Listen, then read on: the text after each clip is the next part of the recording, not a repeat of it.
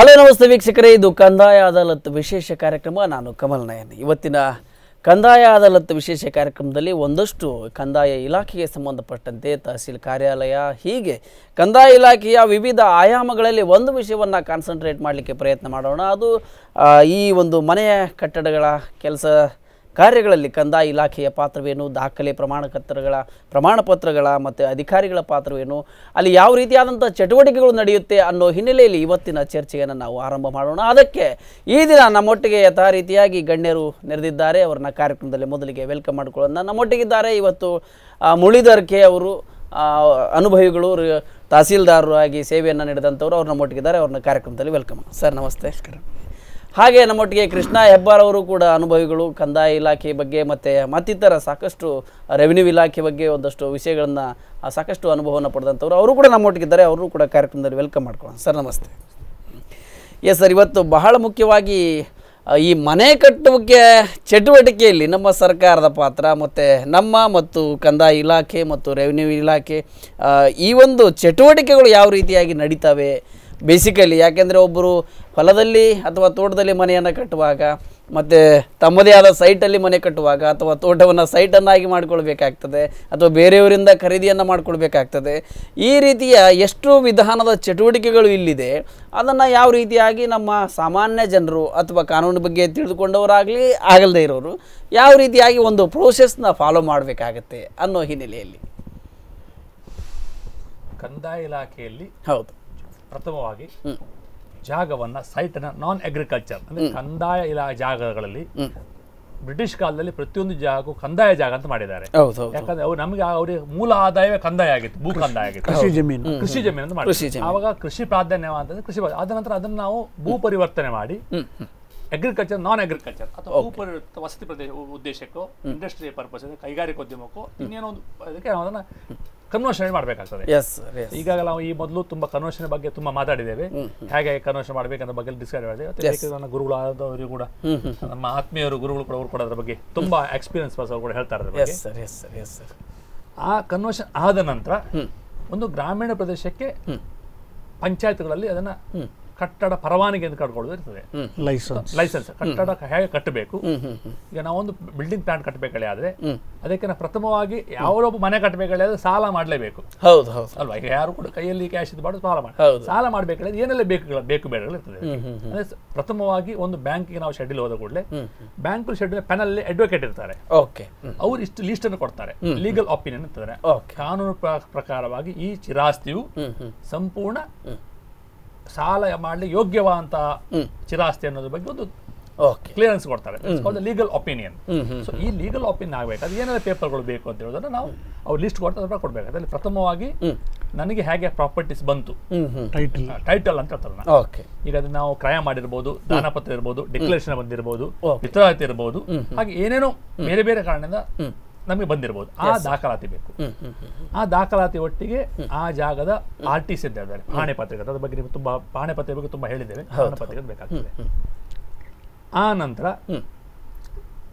ನಗರಸಭೆ ಆದ್ರೆ ನಮ್ಮ ಖಾತೆ ಬೇಕಾಗ್ತದೆ. RTC ಆದ್ರೆ ಖಾತೆ ಹೇಳಿ ಮಾಡ್ತಾರೆ. ಅದುವೇ ನಿಮ್ಮ ಗ್ರಾಮೀಣ ಪ್ರದೇಶ ಆದ್ರೆ 9 and 11 ಅಂತ ಮಾಡ್ತಾರೆ. ಅದಾಗಬೇಕಾಗ್ತದೆ. ಸೊ ಆ ಎಲ್ಲ ದಾಖಲೆಗಳೊಟ್ಟಿಗೆ ನಾವು ಬಿಲ್ಡಿಂಗ್ ಅನ್ನು ಹೇಗೆ ಕಟ್ಟಬೇಕು, ನನ್ನ ಮನೆ ಹೇಗಿರಬೇಕು, ಅದಕ್ಕೆ ಏನೆಲ್ಲ ಅಗತ್ಯಗಳು ಬೇಕು ಅಂತ ಹೇಳಿದ್ರೆ ನಾವು ಆಯಾ ಪಂಚಾಯತ್ಗಳಿಂದ ಅಥವಾ ಲೋಕಲ್ ಅಥಾರಿಟಿ ಅಂತ ಹೇಳ್ತಾರೆ, ಅಲ್ಲಿ ನಾವು ಪರ್ಮಿಷನ್ ತಗೊಳ್ಬೇಕಾಗ್ತದೆ. ಹಾಗಂದ್ರೆ ನಾವು ಆ ಬಿಲ್ಡಿಂಗ್ ಪ್ಲಾನ್ ಒಬ್ಬ ಇಂಜಿನಿಯರ್ ಹಿಡಿದು ಬಿಲ್ಡಿಂಗ್ ಪ್ಲಾನ್ ರೆಡಿ ಮಾಡಿ ಕೊಡಬೇಕಾಗ್ತದೆ. ಬಿಲ್ಡಿಂಗ್ ಪ್ಲಾನ್ ಈಗ ನಗರಸಭೆ ಅಂತ ಆದ್ರೆ ಫಸ್ಟ್ ನಗರಸಭೆ ಬೇಕಾಗ್ತದೆ. ಫಾರ್ ಎಕ್ಸಾಂಪಲ್ ಉಡುಪಿ ನಗರಸಭೆಯಲ್ಲಿ ನಾವು ಬಿಲ್ಡಿಂಗ್ ಪ್ಲಾನ್ ಅಪ್ಲೋಡ್ ಕೊಡಬೇಕಾದ್ರೆ 3 ನೀಲನಕ್ಷೆಗಳಲ್ಲಿ ನಾವು ನಮ್ಮ ಮನೆಯ ಪ್ಲಾನ್ ಅನ್ನು ಕೊಡಬೇಕಾಗ್ತದೆ. 3 ನಕ್ಷೆ ಕೊಡಬೇಕಾಗ್ತದೆ. ಆ ನಕ್ಷೆನ ಮಾಡಬೇಕಾದ್ರೆ ಆದ್ರೆ ಪ್ರತಿಯೊಂದು ಜಾಗಗಳಿಗೆ ಒಂದು ಸೈಟ್ ಇರ್ತದೆ, ಚಿರಾಸ್ತಿಯನ್ನ ಸೈಟ್ಗಳಿಗೆ ಈ ಜಾಗಕ್ಕೆ ಇಂತಿಷ್ಟು ಸೆಟ್ ಬ್ಯಾಕ್ ಹೇಳಿಬಿಡುವ ಕಾರ್ಯಕ್ರಮ ಇರ್ತದೆ. ಈಗ ಪ್ರತಿಯೊಂದು ಸುತ್ತಾಳತೆ, ಜಾಗದ ಸುತ್ತಾಳತೆಗಳಲ್ಲಿ ಕೂಡ ಇಂತಿಷ್ಟು ಗ್ಯಾಪ್ಗಳು ಬಿಡಬೇಕಾಗ್ತದೆ. ಅದು ಎಷ್ಟು ಬಿಡಬೇಕಲ್ಲಿ ಆದ್ರೆ ಆಯಾ ಸ್ಥಿರಾಸ್ತಿಗಳಿಗೆ ಸಂಬಂಧಪಟ್ಟಾಗಿರ್ತದೆ. ಅದರ ಉದ್ದಾಗಲಕ್ಕೆ ಸಂಬಂಧಪಟ್ಟು ಅದರ ಸುತ್ತಾಳತೆಯಲ್ಲಿ ಜಾಗವನ್ನು ಬಿಡಬೇಕಾಗ್ತದೆ. ನಿಮ್ಗೆ ಅರ್ಥ ಆಗ್ತದೆ ಅಂದ್ರೆ ಅದನ್ನ ಇಂಗ್ಲಿಷ್ ಅಲ್ಲಿ ಹೇಳೋದು ಟೆಕ್ನಿಕಲ್ ಲ್ಯಾಂಗ್ವೇಜ್ ಸೆಟ್ ಬ್ಯಾಕ್ ಅಂತಾರೆ. ಜನಸಾಮಾನ್ಯ ಅರ್ಥ ಹೇಳಿದ್ರೆ ಅದೇ ಜಾಗದ ಸುತ್ತಗಾಳಿಯಲ್ಲೂ ಗಾಳಿ ಬೆಳಕು ಓಡಾಡ್ಲಿಕ್ಕೆ ಒಂದು ಜಾಗವನ್ನು ಬಿಡಬೇಕಾಗ್ತದೆ. ನಮ್ಮ ಮನೆಯ ಕಟ್ಟಡದ ನೀರುಗಳಾಗ್ಲಿ, ನನ್ನ ಮನೆಯ ವೇಸ್ಟ್ ಆಗಲಿ, ಇನ್ನೊಬ್ಬರ ಮನೆ ಹೋಗದಿರುವ ಹಾಗೆ ಅದಕ್ಕೆ ಸೂಕ್ತವಾಗಿ ವ್ಯವಸ್ಥೆಯನ್ನು ಮಾಡಿಕೊಳ್ಳಬೇಕು, ಬೇಕಾದಷ್ಟು ಉಳಿಸಿಕೊಳ್ಳಿ. ಸಣ್ಣ ಸೈಟ್ಗಳಲ್ಲಿ ಅದೇ ಪ್ರಮಾಣದಲ್ಲಿ ಬಿಡಬೇಕಾಗ್ತದೆ. ಅದಕ್ಕೆ ಬೈಲಾ ಹಳ್ಳಿ ನಗರಸಭೆಯಿಂದ ಬೈಲಾ ಹಳ್ಳಿ ಬುಕ್ ಇದೆ. ಆ ಬೈಲಾವನ್ನು ನಿಮಗೆ ನಮಗೆ ಗೊತ್ತಾದ್ರು ಇಂಜಿನಿಯರ್ಸ್ಗಳೇ ಕೊಟ್ಟರೆ ಅವ್ರು ನಮಗೆ ಸರಿಯಾದ ಒಂದು ಪ್ಲಾನ್ ಅನ್ನ ರೆಡಿ ಮಾಡಿ ಕೊಡ್ತಾರೆ. ಈ 3 ಪ್ಲಾನ್ಗಳನ್ನ ಇಟ್ಟು ಈ ಎಲ್ಲ ಈ ನನ್ನ ಕ್ರಯ ದಸ್ತಾವೇಜ್ ಇರ್ಬೋದು ಅಥವಾ ಆಸ್ತಿ ಕ್ರಿಯಾ ಮೂಲ ಆಸ್ತಿ ಮೂಲಗಳನ್ನ RTC ಕನ್ವರ್ಷನ್ ಆರ್ಡರ್ ಇಟ್ಟು ಮತ್ತೆ ನಗರಸಭೆಯಲ್ಲಿ ಖಾತೆಯನ್ನ ಮಾಡ್ಲಿಕ್ಕೆ ಖಾತೆಯನ್ನು ಇಟ್ಟು ನಾವು ಟೌನ್ ಇದಕ್ಕೆ ನಗರಸಭೆಗೆ ಫೈಲ್ ಅನ್ನು ಸಬ್ಮಿಟ್ ಮಾಡಬೇಕು. ಆ ನಗರಸಭೆ ಸಬ್ಮಿಟ್ ಆದ ಫೈಲ್ಗಳನ್ನ ನಗರಸಭೆಯ ತಾಂತ್ರಿಕ ಇಂಜಿನಿಯರ್ಸ್ ಇರ್ತಾರಲ್ಲ ಅವ್ರು ಅದನ್ನ ಪರಿಶೀಲನೆ ಮಾಡಿ ಅವ್ರದನ್ನ ಟೌನ್ ಪ್ಲಾನಿಂಗ್ ಅಂತ ಅಥಾರಿಟಿ ಇದೆ, ಉಡುಪಿ ನಗರಾಭಿವೃದ್ಧಿ ಪ್ರಾಧಿಕಾರ ಇದೆ, ಅವರಿಗೆ ಅವರ ಸಲಹೆಯನ್ನು ಕೇಳಿಸಿ ಅವರಿಗೆ ಕೊಡ್ತಾರೆ. ಸೊ ಅಲ್ಲಿ ಅವರು ಅದಕ್ಕೆ ಸಿಂಗಲ್ ಲೇಔಟ್ ಆಗಿದೆಯಾ, ಕನ್ವರ್ಷನ್ ಆಗಿದೆಯಾ, ಸೆಟ್ ಕಾನೂನು ಪ್ರಕಾರ ಅದು ವ್ಯವಸ್ಥೆಗಳಿದೆಯಾ, ನೀರು ಹೋಗ್ಲಿಕ್ಕೆ ರಸ್ತೆ, ಮಣ್ಣು ರಸ್ತೆಗಳಿದೆಯಾ ಅದಕ್ಕೆ, ಅಥವಾ ನಾಳೆ ಮಳೆ ನೀರು ಬಿದ್ದು ಹೋದ್ರೆ ಹೋಗೋ ವ್ಯವಸ್ಥೆಯೋ, ಅಥವಾ ನೀವೇನು ನಾಳೆ ಯೂಸ್ಡ್ ಡ್ರೈನೇಜ್ ಇದೆಯಲ್ಲ ಅದನ್ನ ಏನ್ ಮಾಡ್ತೀರಿ, ಬಟ್ಟೆ ತೊಳೆದ ನೀರು ಇರ್ಬೋದು, ಅದಕ್ಕೆ ಏನು ವ್ಯವಸ್ಥೆಗಳಿದೆ ಅಂತ ನೋಡಿಕೊಂಡು ಅದು ಇಲ್ಲದಿದ್ದ ಪಕ್ಷದಲ್ಲಿ ಅದಕ್ಕೆ ಅವರು ತಾಂತ್ರಿಕ ಅಭಿಪ್ರಾಯ ಆಗ್ತದೆ, ಇಂತಿದ್ದ ವ್ಯವಸ್ಥೆ ನೀವು ಮಾಡಿ ಅವ್ರಿಗೆ ಕೊಡಬೇಕು ಅಂತೇಳಿ. ಎಷ್ಟೋ ಕಾರಣ ಈಗ 3 ಸೆಂಟ್ ಜಾಗ ಇರ್ತದೆ, ನಮ್ಮ ಮನೆ ಡ್ರೈನೇಜ್ ನೀರನ್ನ ಯೂಸ್ ಮಾಡಿದ ರಸ್ತೆಗೆ ಬಿಡುವಂತ ಕಾರ್ಯಕ್ರಮ ಉಂಟು. ಅದು ಆಗದಿರುವಾಗೆ ಟೈಮ್ ಪ್ಲಾನಿಂಗ್ ಅಥಾರಿಟಿ ಇಡೋದು ಕಟ್ಟುನಿಟ್ಟೊಂದು ಕಚೇರಿ ಇದೆ. ಅವ್ರು ನಮಗೆ ನೋಟಗಳನ್ನು ಹಾಕಿ ಸರ್ಕಾರ ಇವರಿಗೆ ನಗರಸಭೆಗೆ ಸಲಹೆಯನ್ನು ಕೊಡ್ತಾರೆ ಈ ತರಲ್ಲಿ. ಅದನ್ನ ನಗರಸಭೆ ಇಂಜಿನಿಯರ್ಸ್ಗಳು ಸ್ಥಳ ತನಿಖೆ ಮಾಡಿ ಅದೆಲ್ಲ ಪರ್ಫೆಕ್ಟ್ ಸರಿ ಇದ್ದಿದ್ದಾದ ನಂತರ ನಮಗೆ ಅಪ್ರೂವಲ್ ಅನ್ನು ಕೊಡ್ತಾರೆ. ಅದಕ್ಕೆ ನಗರಸಭೆಯಿಂದ 3 ಇಂಜಿನಿಯರ್ಸ್ ಇರ್ತಾರೆ. ಇಂಜಿನಿಯರ್ಸ್ 2 ತರ ಇಂಜಿನಿಯರ್ ಇದ್ದಾರೆ, ಕಮಿಷನರ್ ಸೇರಿ ಪ್ರತಿಯೊಬ್ಬರು ಕೂಡ ತಮ್ಮ ತಾಂತ್ರಿಕ ಐಡಿಯಾವನ್ನು ಕೊಟ್ಟು ಸರಿ ಮಾಡಿ ಪ್ಲಾನ್ ಮಾಡ್ತಾರೆ. ಇದಕ್ಕೂ ಸ್ವಲ್ಪ length process, it will takes 3 to 4 months. ನೀವು ಪಕ್ಕಾ ಇದ್ರೆ ಎಲ್ಲದೂ ಪರ್ಫೆಕ್ಟ್ ಇದೆ 3 to 4 months ಅದೇ. ನಿಮ್ಮ ಟೆಕ್ನಿಕಲ್ ರಸ್ತೆ ಇಲ್ಲ, ಅದಿಲ್ಲ, ಇದು ಬೇರೆ ಬೇರೆ ಸಮಸ್ಯೆ ಇಲ್ಲ ಅಂದ್ರೂ ಸಹ ಅದಕ್ಕೆ ಜಾಸ್ತಿ ಸಮಯಗಳಾಗ್ತಾ ಹೋಗ್ತದೆ. ಸೊ ಇದೆಲ್ಲ ವ್ಯವಸ್ಥೆಗಳಾದ ನಂತರ ನಾವು ಆ ಪ್ಲಾನ್ ಅಪ್ರೂವಲ್ ತಗೊಂಡು ನಾವು ಬ್ಯಾಂಕಿಗೆ ಅಪ್ಲೈ ಮಾಡಬೇಕಾಗ್ತದೆ. ಸಾಲ ಬೇಕಿದ್ರೆ ಈಗ ಹೇಳಿದಾಗ ಯಾರೋ ಕೂಡ ಈಗ ಮೊದಲಿನ ಕಾಲದಲ್ಲಿ 50,000 ರೂಪಾಯಿಗೆ 1 ಲಕ್ಷಕ್ಕೆ 2 ಲಕ್ಷ 5 ಲಕ್ಷಕ್ಕೆ ಮನೆ ಆಗೋ ಕಾರ್ಯಕ್ರಮಗಳಿಲ್ಲ. ಈಗ ಪ್ರತಿಯೊಂದು ಮನೆ ಮಿನಿಮಮ್ ಒಂದು 500 ಸ್ಕ್ವೇರ್ ಫೀಟ್ 600 ಸ್ಕ್ವೇರ್ ಫೀಟ್ ಕೂಡ ಇವತ್ತು 12 ಲಕ್ಷ 13 ಲಕ್ಷ. ಯಾರು 12 ಈಗ ನಮ್ಮ ಉಡುಪಿ ಅಂತ ಊರುಗಳಲ್ಲಿ 12 ಲಕ್ಷ ಕ್ಯಾಶ್ ಇಟ್ಕೊಂಡು ಮನೆ ಕಟ್ಟೋದು ವ್ಯಕ್ತಿಗಳು ಏನೊಂದು 2% 3% ಇರ್ಬೋದು. 95-96% ಜನಗಳು ಸಾಲವನ್ನು ಮಾಡಿ ಇನ್ಕಮ್ ಟ್ಯಾಕ್ಸ್ ಉಳಿತದೆ, ನನಗೆ ಗೌರ್ಮೆಂಟ್ ಜಾಬ್ ಇರ್ಬೋದು ಅಥವಾ ಒಂದು ಇದರಲ್ಲಿರುವ PF ಪ್ರಾವಿಡೆಂಟ್ ಫಂಡ್ ಕಟ್ಟೋದನ್ನು ಉಳಿತದೆ ಅಂತ ಹೇಳೋ ಕಾರಣಕ್ಕೆ ಅಥವಾ ಟ್ಯಾಕ್ಸ್ ಕಟ್ಟೋದು ಉಳಿತದೆ ಅಂತ ಹೇಳೋ ಕಾರಣಕ್ಕೆ ಹೌಸಿಂಗ್ ಲೋನ್ ಮಾಡೋರು ಕೂಡ ಇದ್ದಾರೆ. ಅವರು ಇದೆಲ್ಲ ಈ ವ್ಯವಸ್ಥೆಗಳಲ್ಲಿ ಬೇಕಾಗ್ತದೆ. ಎಸ್ ಸರ್, ಇದೇ ಚಟುವಟಿಕೆ ಗ್ರಾಮೀಣ ಪ್ರದೇಶಕ್ಕೆ ಬಂದಾಗ ಅಲ್ಲಿಯ ಗ್ರಾಮೀಣ ಅಂದರೆ ಈ ಪಂಚಾಯತ್ನೊಟ್ಟಿಗೆ ಮತ್ತು ಅಲ್ಲಿ ಇರ್ತಕ್ಕಂಥ ನಿಮ್ಮ VA ಅಧಿಕಾರಿಗಳೊಟ್ಟಿಗೆ ಕೆಲವು ಚಟುವಟಿಕೆಗಳು ಆಗಬೇಕಾಗ್ತದೆ. ಅದು ಯಾವ ರೀತಿ ಗ್ರಾಮೀಣ ಪ್ರದೇಶದಲ್ಲಿ ನಗರ ಪ್ರದೇಶಕ್ಕಿಂತ ಭಿನ್ನವಾದಂಥ ಅಲ್ಲಿ ಮನೆಯನ್ನು ಕಟ್ಟಲಿಕ್ಕೆ ಯಾವ ರೀತಿಯಾದಂಥ ವ್ಯವಸ್ಥೆಯನ್ನು ಮಾಡಿಕೊಳ್ಬೇಕಾಗುತ್ತೆ? ಇಲ್ಲ, ಈಗ ಗ್ರಾಮೀಣ ಪ್ರದೇಶದಲ್ಲಿ ಕೂಡ ಈಗ ಅವರು ಪ್ರಸ್ತಾಪ ಮಾಡಿದ್ರು 9 and 11 ಬೇಕು ಅಂತ ಹೇಳುವಂತ ಆಫ್ಟರ್ ಕನ್ವರ್ಷನ್. ಅದು ಖಾತೆಯಲ್ಲಿ ಇದ್ರೆ ಮಾತ್ರ ಅಲ್ಲಿಗೆ ಅವರಿಗೆ ಕೊಡ್ಲಿಕ್ಕೆ ಅವಕಾಶ ಇದೆ. ಆ ರೀತಿ ಇದ್ದಾಗ ಮತ್ತೆ ಈಗ ಟೌನ್ ಪ್ಲಾನಿಂಗ್ ಇದು ಕೂಡ ಅಲ್ಲಿಗೆ ಅವರದ್ದು ಕೂಡ ಅಭಿಪ್ರಾಯವನ್ನ ಅವರು ಕೇಳ್ತಾ ಇದ್ದಾರೆ. ಈಗ ಪಂಚಾಯತ್ನವರು ಕೂಡ ಅಧಿಸೂಚಿತ ಅದರಲ್ಲಿ ಇಲ್ಲಾಂದ್ರೆ ಇವರೇ ನಮ್ಮ ಪಂಚಾಯತ್ನವರಿಗೂ ಕೂಡ ಅಲ್ಲಿ ಕೂಡ ಸೆಟ್ ಬ್ಯಾಕ್ ಬಿಡುವಂಥದ್ದು ಅಲ್ಲಿಯೂ ಇದೆ. ರಸ್ತೆ ಸಂಪರ್ಕ ಇದೆಯಾ ಅದೆಲ್ಲವನ್ನು ಕೂಡ ಅಲ್ಲಿ ಕೂಡ ಈಗ ಅನುಸರಿಸ್ತಾ ಇದ್ದಾರೆ. ಎಲ್ಲ ಕಡೆಗಳಲ್ಲಿ ಒಂದು ವ್ಯವಸ್ಥಿತವಾದಂತಹ ಮನೆಗಳನ್ನ ಅಥವಾ ಗುಂಪಿನ ಮನೆಗಳು ಸೈಟ್ಸ್ ಈಗ ಕೊಡ್ತಾ ಇರಲ್ಲ, ಲೇಔಟ್ಗಳಲ್ಲಿ ಅದೇ ತರ ಆಗ್ಬೇಕು ಅಂತ ಹೇಳುವಂಥದ್ದು ಸರ್ಕಾರದ ಉದ್ದೇಶ. ಅಲ್ಲಿ ಕೂಡ ಈ ಟೌನ್ ಪ್ಲಾನಿಂಗ್ ಏರಿಯಾವನ್ನು ಘೋಷಣೆ ಮಾಡಿ ಆ ಏರಿಯಾದಲ್ಲಿ ಕೂಡ ಗ್ರಾಮಾಂತರ ಪ್ರದೇಶದಲ್ಲಿ ಕೂಡ ಮೂಲಭೂತ ಸೌಕರ್ಯಗಳು ಕೆಲವು ಅಮ್ಯುನಿಟೀಸ್, ಪಬ್ಲಿಕ್ ಅಮ್ಯುನಿಟೀಸ್ ಅಂತ ಹೇಳ್ತಾ ಇದ್ದಾರೆ. ಡ್ರೈನೇಜಿಗೆ ಇಷ್ಟೇ ಜಾಗ ಬಿಡಬೇಕು, ವಿದ್ಯುತ್ ಶಕ್ತಿ ಇದಕ್ಕೆ ಬಾವಿ, ಹೀಗೆ ಬೇರೆ ಬೇರೆ ಏನು ಪಾರ್ಕ್ ಅದೆಲ್ಲ ಬಿಡಬೇಕು ಅಂತ ಹೇಳುವಂಥದ್ದು ಸೈಟ್ ಮಾಡುವಾಗ ಇಂಡಿವಿಜುವಲ್ ಸೈಟಿಗೆ ಆಗುವಾಗ ಅವನದ್ದು ಮನೆಗೆ ಬೇಕಾದಂಥ ಆ ರೂಲ್ಸ್ ಎಲ್ಲವೂ ಅಲ್ಲಿ ಕೂಡ ಅಪ್ಲೈ ಆಗುತ್ತೆ. ಅಲ್ಲಿ ಕಂದಾಯ ಇಲಾಖೆ ಪಾತ್ರ ಹೇಳಿದ್ರೆ ಕನ್ವರ್ಷನ್ ಕೊಡುವಂಥದ್ದು ಮಾತ್ರ. ಅಲ್ಲಿ ಇನ್ನೊಂದು ಹೇಳಿದ್ರೆ ನೀವು ಆಗಲೇ ಒಂದು ಪ್ರಸ್ತಾಪ ಮಾಡಿದಾಗ ಕೃಷಿ ಜಮೀನು ಇದೆ, ಕೃಷಿಗೋಸ್ಕರ ಮಾಡುವುದಾದ್ರೆ ಕೃಷಿಯನ್ನ ಒಂದು 25 ಎಕರೆ ಜಮೀನಿದೆ, ಅಲ್ಲೇ ನಿಂತುಕೊಂಡು ಅದನ್ನ ಅವನ ಅಲ್ಲೇ ವಾಸ್ತವ್ಯ ಹೂಡಿ ಕೃಷಿ ಸಲಕರಣೆಗಳನ್ನ ಇಡುವಂಥದ್ದು, ಅದಕ್ಕೆಲ್ಲ ಅದು ಫಾರ್ಮ್ ಹೌಸ್ ಅಂತ ಕಟ್ಟಲಿಕ್ಕೆ ಅವಕಾಶ ಇದೆ. ಅದಕ್ಕೇನು ಲೈಸೆನ್ಸ್ ಬೇಕಂತಿಲ್ಲ, ಕನ್ವರ್ಷನ್ ಕೂಡ ಬೇಕು, ಲೈಸೆನ್ಸ್ ಕೊಡ್ತಾರೆ, ಕನ್ವರ್ಷನ್ ಬೇಕಾಗಿಲ್ಲ. ಯಾಕೆ ಕೃಷಿ ಜಮೀನನ್ನು ಕೃಷಿಯ ಉಪಯೋಗಕ್ಕೆ ಮಾಡುತ್ತಾ ಇರೋದ್ರಿಂದ ಅಲ್ಲಿ ಬೇಕಾದ ಅಗತ್ಯಕ್ಕೆ ಮಾಡ್ತಾ ಇದ್ದಾರೆ. ಇನ್ನು ಕನ್ವರ್ಷನ್ ಯಾವಾಗಲೇ ಹೇಳಿದ್ದಾರೆ ಭೂಪರಿವರ್ತನೆ ಆಗಲೇಬೇಕು ಅಂತ. ಈಗ ಅವನ ಹತ್ರ 1 ಎಕರೆ ಜಮೀನಿದೆ, ಅದರಲ್ಲಿ 5 ಸೆಂಟ್ಸ್ ಕನ್ವರ್ಷನ್ ಮಾಡಬೇಕು ಅಂತ ಹೇಳಿದ್ರೆ ಆ ಪ್ರೋಸೆಸ್ ಅನ್ನು ಅವ್ರು ಮಾಡಬೇಕಾಗುತ್ತೆ. ಆಗ ನಕ್ಷೆಯನ್ನ ಮಾಡಿ ಸರ್ವೆ ಇಲಾಖೆಯ ಅದು ನಕ್ಷೆ ಮಾಡಿಕೊಂಡು ಅದರ ಆಧಾರದಲ್ಲಿ ಅದರೆಲ್ಲ ಗಡಿಯೆಲ್ಲ ಗುರುತಿಸಬೇಕಾಗ್ತದೆ, ದಾರಿಯ ಸಂಪರ್ಕ ಅದರಲ್ಲಿ ಗುರುತಿಸಬೇಕಾಗ್ತದೆ. ಅದನ್ನೆಲ್ಲ ನೋಡಿಕೊಂಡು ಭೂ ಪರಿವರ್ತನೆಯನ್ನು ಕೊಡುವಂಥ ಕ್ರಮ ಇದೆ. ಅದಕ್ಕೆ ಪ್ರೋಸೆಸ್ ಕಡಿಮೆಯಲ್ಲಿ ಎಲ್ಲ ಇದೆಲ್ಲ ದಾಖಲೆಗಳನ್ನು ಕರೆಕ್ಟ್ ಕೊಟ್ಟರೆ 1 ವಾರದೊಳಗೆ ಕೊಡಲಿಕ್ಕೆ ಅವಕಾಶ ಇದೆ, 5 ಸೆನ್ಸ್ 10 ಸೆನ್ಸ್. ಆದರೆ ಇಲ್ಲಿ ಈಗ ಏನಂದರೆ ಪ್ಲಾನಿಂಗ್ ಏರಿಯಾದ ಇವರದ್ದು ಟೌನ್ ಪ್ಲಾನಿಂಗ್ ಇದೆಲ್ಲ ಬರೋದ್ರಿಂದ ಈಗ ಸ್ವಲ್ಪ ತಡ ಆಗ್ತಾ ಇದೆ.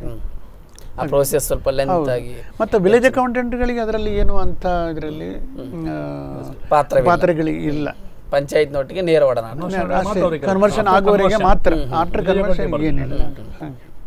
ಸರ್, ಹಾಗೆ ಒಂದು ವಿಚಾರ ಏನಂದ್ರೆ, ಈಗ ಕೆಲವು ಸರ್ಕಾರಿ ಸೌಲಭ್ಯಗಳಿಂದ ಮನೆಗಳು ಬಂದಿರ್ತವೆ, ಆಶ್ರಯ ಯೋಜನೆ, ಇನ್ನೊಂದು ಯೋಜನೆಗಳ ಮೂಲಕ, ಕೆಲವು ಸರ್ಕಾರಿ ಯೋಜನೆಗಳ ಮೂಲಕವೇ ಅವರಿಗೆ ಸೈಟ್ಗಳು ಕೂಡ ಇದಾಗಿರ್ತದೆ. ಅಥವಾ ಅದನ್ನು ಯಾವ ರೀತಿ ಪ್ರಮಾಣೀಕರಿಸ್ಕೊಳ್ಳೋದಕ್ಕೆ ಅಥವಾ ಅವರಿಗೆ ಬೇಕಾದ ದಾಖಲೆ ಪತ್ರಗಳನ್ನು ಮಾಡ್ಕೊಳ್ಳೋದಕ್ಕೆ ಅದಕ್ಕೆ ಸರ್ಕಾರ ಯಾವ ರೀತಿ ಚಟುವಟಿಕೆಯನ್ನು ಮಾಡುತ್ತೆ, ಮತ್ತು ಇವರು ಅದರಲ್ಲಿ ಆ ಫಲಾನುಭವಿಗಳ ಪಾತ್ರವೇನು?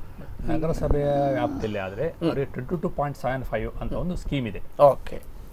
ಆ ಸ್ಕೀಮಲ್ಲಿ ಹೇಳಿದ್ರೆ ಪರಿಶಿಷ್ಟ ಜಾತಿ ಪಂಗಡದವರಿಗೂ ಅಥವಾ ಜನಸಾಮಾನ್ಯರು ಕೂಡ ಸರ್ಕಾರ ಬಡತನ ರೇಖೆಯಿಂದ ಕೆಳಗಿರೋ ವ್ಯಕ್ತಿಗೆ ಅಂತ ಹೇಳಿ 1,25,000 ರೂಪಾಯಿ ಧರ್ಮಾತ್ಮವಾಗಿ ಕೊಡ್ತದೆ ಮನೆ ಕಟ್ಟಲಿಕ್ಕೆ. ಅದು ಸ್ಟೆಪ್ ಬೈ ಸ್ಟೆಪ್ ಮಾಡಿದಾಗ್ತದೆ. ನಾವು ಅದನ್ನ ನಗರಸಭೆಗೆ ಅಪ್ಲೈ ಮಾಡಬೇಕಾಗ್ತದೆ. ಈ ಮೊದಲೇ ಮಾಡಬೇಕಾಗ್ತದೆ. ನಮ್ಗೆ ಇಂತಿಂಥ ಜಾಗಗಳು ನಾವು ಮನೆ ಕಟ್ತಾ ಇದ್ದೇವೆ, ನಾವು ಆ ಫಲಾನುಭವಿಗಳು ಅಂತ ಕೇಳಬೇಕಾಗ್ತದೆ. ನೀವು ಫಲಾನುಭವಿಗಳು ಹೌದಾ ಅಲ್ಲ ಅನ್ನೋದ್ರ ಬಗ್ಗೆ ನಗರಸಭೆ ಅದರೇ ಆದ ಥರ ಎನ್ಕ್ವೈರಿಗಳನ್ನು ಮಾಡಿ ನಿಮ್ಮ ಆ ವ್ಯಕ್ತಿಯನ್ನ ಗುರುತಿಸ್ತದೆ. ಫಲಾನುಭವಿ ಆಯ್ಕೆಗೆ ಒಂದು ಮಾನದಂಡ ಇದೆ. ಮಾನದಂಡ ಪ್ರಕಾರ ಬಂತೇಳಿ ಆದ್ರೆ ಇದ್ರೆ ಮಾತ್ರ ಆ ಮಾನದಂಡ ಅಂಡರ್ ಅವ್ರು ಬಂತೇಳಿ ಆದ್ರೆ ಅವರಿಗೆ ಅದನ್ನ ಸ್ಯಾಂಕ್ಷನ್ ಮಾಡ್ತದೆ. ಆ ಸ್ಟೆಪ್ ಬೈ ಸ್ಟೆಪ್ ವರ್ಕ್ ಅಂದ್ರೆ ಒಂದು ಫೌಂಡೇಶನ್ ವರ್ಕ್ ಮಾಡಿ ನಾವು ತೋರಿಸ್ಬೇಕು ಅವರಿಗೆ. ಆ ಫೌಂಡೇಶನ್ ವರ್ಕ್ ಮಾಡಿ ವ್ಯಕ್ತಿ ಆ ಜಾಗದಲ್ಲಿ ನಿಂತು ಆ ಫೋಟೋ ತೆಗಿಬೇಕು. ಅದನ್ನ ನಗರಸಭೆ ಸಬ್ಮಿಟ್ ಮಾಡಿದಾಗ ಒಂದು ಅಮೌಂಟ್ ಅನ್ನು ರಿಲೀಸ್ ಮಾಡ್ತಾರೆ. ಸೊ ಆಮೇಲೆ ಇನ್ನೊಂದು ಸ್ಟೆಪ್ ಗೋಡೆ ಆದಾಗ ಹಾಗೆ ಪ್ರತಿಯೊಂದು ಸ್ಟೆಪ್ ಬೈ ಸ್ಟೆಪ್ ಪೇಮೆಂಟ್ ಸರ್ಕಾರ ಮಾಡ್ತದೆ. ಅದು 1,25,000 ರೂಪಾಯಿ ಅಂದ್ರೆ ಸಂಪೂರ್ಣ ಮುಕ್ತ ವಾಪಸ್ ಕಟ್ಟುವಂಥದ್ದಲ್ಲ. ಮತ್ತೆ ಅದಕ್ಕಿಂತ ಜಾಸ್ತಿ ನಾವು ಬೇಕಾದ್ರೆ ನಗರಸಭೆಯಿಂದ 50,000 ರೂಪಾಯಿಯನ್ನ ಸಾಲ ಕೊಡ್ತಾರೆ. ಅದಕ್ಕೆ 3% 4% ಅತ್ಯಂತ ಕಮ್ಮಿ ಬಡ್ಡಿ ದರದಲ್ಲಿ ಜನಸಾಮಾನ್ಯರಿಗೆ ಮನೆ ಕಟ್ಟಲಿಕ್ಕೆ ವ್ಯವಸ್ಥೆ ಆಗುತ್ತೆ. ಇದೆಲ್ಲ ಈಗ ಮತ್ತೆ ಸಣ್ಣ ಲೋ ಬಜೆಟ್ ಜನರಾದ್ರಿಂದ ಅವರಿಗೆ ಅವರ ಸರ್ಕಾರ ಅವರ ಐಡಿಯಾ ಪ್ರಕಾರ ಒಂದು 2 ಲಕ್ಷ ಮನೆ ಕಟ್ಟಬೇಕು. ಅದನ್ನ ನಾವು 1.25 ಲಕ್ಷ ರೂಪಾಯಿ ನಾವು ಕೊಟ್ಟರೆ ಉಳಿದ ದೊಡ್ಡ ಹಾಕಿ ಮಾಡ್ಕೊಳ್ಬಹುದು. ಅತ್ಯಂತ ಕಮ್ಮಿ ಬಡ್ಡದಲ್ಲಿ ಕಟ್ಟು ಅಂದ್ರೆ ಸರ್ಕಾರದ ಕೇಂದ್ರ ಸರ್ಕಾರ ಇರ್ಬೋದು, ರಾಜ್ಯ ಸರ್ಕಾರ ಇರ್ಬೋದು, ಪ್ರತಿಯೊಬ್ಬರ ಅಂದರೆ ಒಂದು ಮನುಷ್ಯನಿಗೆ ಸೂರು ಅಂತ ಹೇಳೋದು ಮುಖ್ಯ. ಹೌದು, ಖಂಡಿತ. ಈಗ ಪ್ರತಿಯೊಬ್ಬ ವ್ಯಕ್ತಿ ಮಾಡುವಂತಹದ್ದು, ಕೆಲಸ ಮಾಡುವಂತಹದ್ದು ತನ್ನ 2 ಹೊತ್ತಿನ ಊಟಕ್ಕೆ, ಬಟ್ಟೆಗೆ ಮತ್ತೆ ಸೂರಿಗೆ. ಇದು ಇನಿಷಿಯಲ್ ಮನುಷ್ಯನಿಗೆ ಕೊಡಬೇಕು. ನಾವು ಈಗ ನಗರಸಭೆಯಲ್ಲಿ ನೀರಿಲ್ಲ, ನಗರಸಭೆ ಆದ್ಯತೆ ಕೊಡ್ಬೇಕು ನೀರು ವರ್ಕ್. ನೀರನ್ನು ಎಲ್ಲಿದ್ರೂ ವ್ಯವಸ್ಥೆ ಮಾಡಿಕೊಡುವಂಥದ್ದು ಆಯಾ ನಗರಸಭೆ ಸದಸ್ಯರದ್ದು ಆದ್ಯ ಕರ್ತವ್ಯ. ಹಾಗೆ ಆಯಾ ನಗರಸಭೆ ಸದಸ್ಯರು ಕೂಡ ತನ್ನ ವಾರ್ಡ್ನಲ್ಲಿ ಎಷ್ಟು ಬಡವರಿದ್ದಾರೆ ಅವರಿಗೆ ಹೊಸ ಹೊಸ ಕಾನೂನುಗಳನ್ನ ಹೇಳಿಕೊಟ್ಟು ಅವರಿಗೆ ಅದನ್ನ ಆ ಬೆನಿಫಿಟ್ ತಗೊಳ್ಬೇಕಾದ್ರೆ ಎಷ್ಟೋ ದುಡ್ಡುಗಳು ಗೊತ್ತಿಲ್ಲದೆ ವಾಪಸ್ ನಗರಸಭೆ ವಾಪಸ್ ಹೋಗ್ತಾ ಇದೆ. ಫಲಾನುಭವಿಗಳು ಇಲ್ಲ, ಇದ್ರೆ ಅವರಿಗೆ ಅದು ಕೊಡ್ತೇವೆ. ಅದನ್ನ ನಾವು ಈ ಪಂಚಾಯತ್ ಲೆವೆಲ್ ಸದಸ್ಯರಿರ್ಬೋದು, ನಗರಸಭಾ ಸದಸ್ಯರಿರ್ಬೋದು, ಈ ಪಂಚಾಯತ್ ರಾಜ್ ಆಲೋಚನೆ ಹೇಗಿದೆ ಅಂದ್ರೆ ಜನರ ಮನೆ ಬಾಗಿಲಿಗೆ ಕಾನೂನು ಹೋಗ್ಬೇಕಂತ ಹೇಳಿ. ನಗರಸಭೆಯ ಚಿಂತನೆ ಏನಂತ ಹೇಳಿದ್ರೆ, ನಗರಸಭೆ ಯಾಕಂದ್ರೆ ಸ್ಥಳೀಯ ಆಡಳಿತವನ್ನ MLA ಆದವರು, MP ಆದವರು, ಮಿನಿಸ್ಟರ್ ಆದವರು ಪ್ರತಿಯೊಂದು ಮನೆ ಸಮಸ್ಯೆಗಳನ್ನ ವಾರ್ಡ್ ಸಮಸ್ಯೆನ ಹೇಳಲಿಕ್ಕೆ ಆಗುದಿಲ್ಲ, ಪರಿಹಾರ ಮಾಡ್ಲಿಕ್ಕೆ ಆಗುದಿಲ್ಲ ಅನ್ನೋ ಕಾರಣಕ್ಕೆ ನಗರಸಭೆಯನ್ನು ಮಾಡಿ ನಗರಸಭೆಯಲ್ಲಿ ಕೌನ್ಸಿಲ್ ಅಂತ ಮಾಡ್ತಾರೆ. ಸೊ ಅವರು ಅದರ ಬಗ್ಗೆ ಜನಸಾಮಾನ್ಯರಿಗೆ ಆ ಇದನ್ನು ತಿಳಿಸಬೇಕು. ಅದಕ್ಕೆ ಹೊಸತಾಗಿ ಇವರೆಲ್ಲ ಮಾಡ್ತಾರೆ, ಗ್ರಾಮ ಸಭೆಯಲ್ಲಿ ಮಾಡ್ತಾರೆ. ರೆವಿನ್ಯೂ ಡಿಪಾರ್ಟ್ಮೆಂಟ್ ಇಂದ ಕೂಡ ಈಗ ತಹಶೀಲ್ದಾರ್ ರೆವಿನ್ಯೂ ಡಿಪಾರ್ಟ್ಮೆಂಟ್ ಮಾಡ್ತಾರೆ, ಅವರು ಕೂಡ ಆ ಗ್ರಾಮಗಳಿಗೆ ಹೋಗಿ ಜನರಿಗೆ ಕೊಡ್ತಾರೆ. MLA ಅವರು ಅಥವಾ ಅಲ್ಲಿಯ ಸ್ಥಳೀಯ ಆಡಳಿತ ಮೆಂಬರ್ಗಳು ಗ್ರಾಮ ಸಭೆ ಮಾಡ್ತಾರೆ. ಗ್ರಾಮದಲ್ಲಿ ವರ್ಷದಲ್ಲಿ ಒಂದಿನ ಬಂದು ಆಯಾ ವಾರ್ಡಿನಲ್ಲಿ ಬಂದೊಂದು ಸಭೆಯನ್ನು ಮಾಡಿ ಆಯಾ ಜನರಿಗೆ ಸರಿಯಾದದ್ದು ಮಾಹಿತಿಯನ್ನು ಕೊಡ್ತಾ ಇದ್ದಾರೆ. ಈ ಒಂದು ಅವರು ಹೇಳಿದ ಪೂರಕವಾಗಿ ಗ್ರಾಮಾಂತರ ಪ್ರದೇಶ ಮತ್ತು ನಗರ ಪ್ರದೇಶದಲ್ಲಿ ಎಲ್ಲೇ ಆಗಲಿ ಸರ್ಕಾರದ ಸೌಲಭ್ಯಗಳನ್ನು ಕೊಡಬೇಕಾದ್ರೆ ಫಲಾನುಭವಿಗಳ ಆಯ್ಕೆ ಆಗಬೇಕು. ಅರ್ಹ ಫಲಾನುಭವಿಗಳು ಅಂತ ಹೇಳ್ತಾ ಇದ್ದಾರೆ.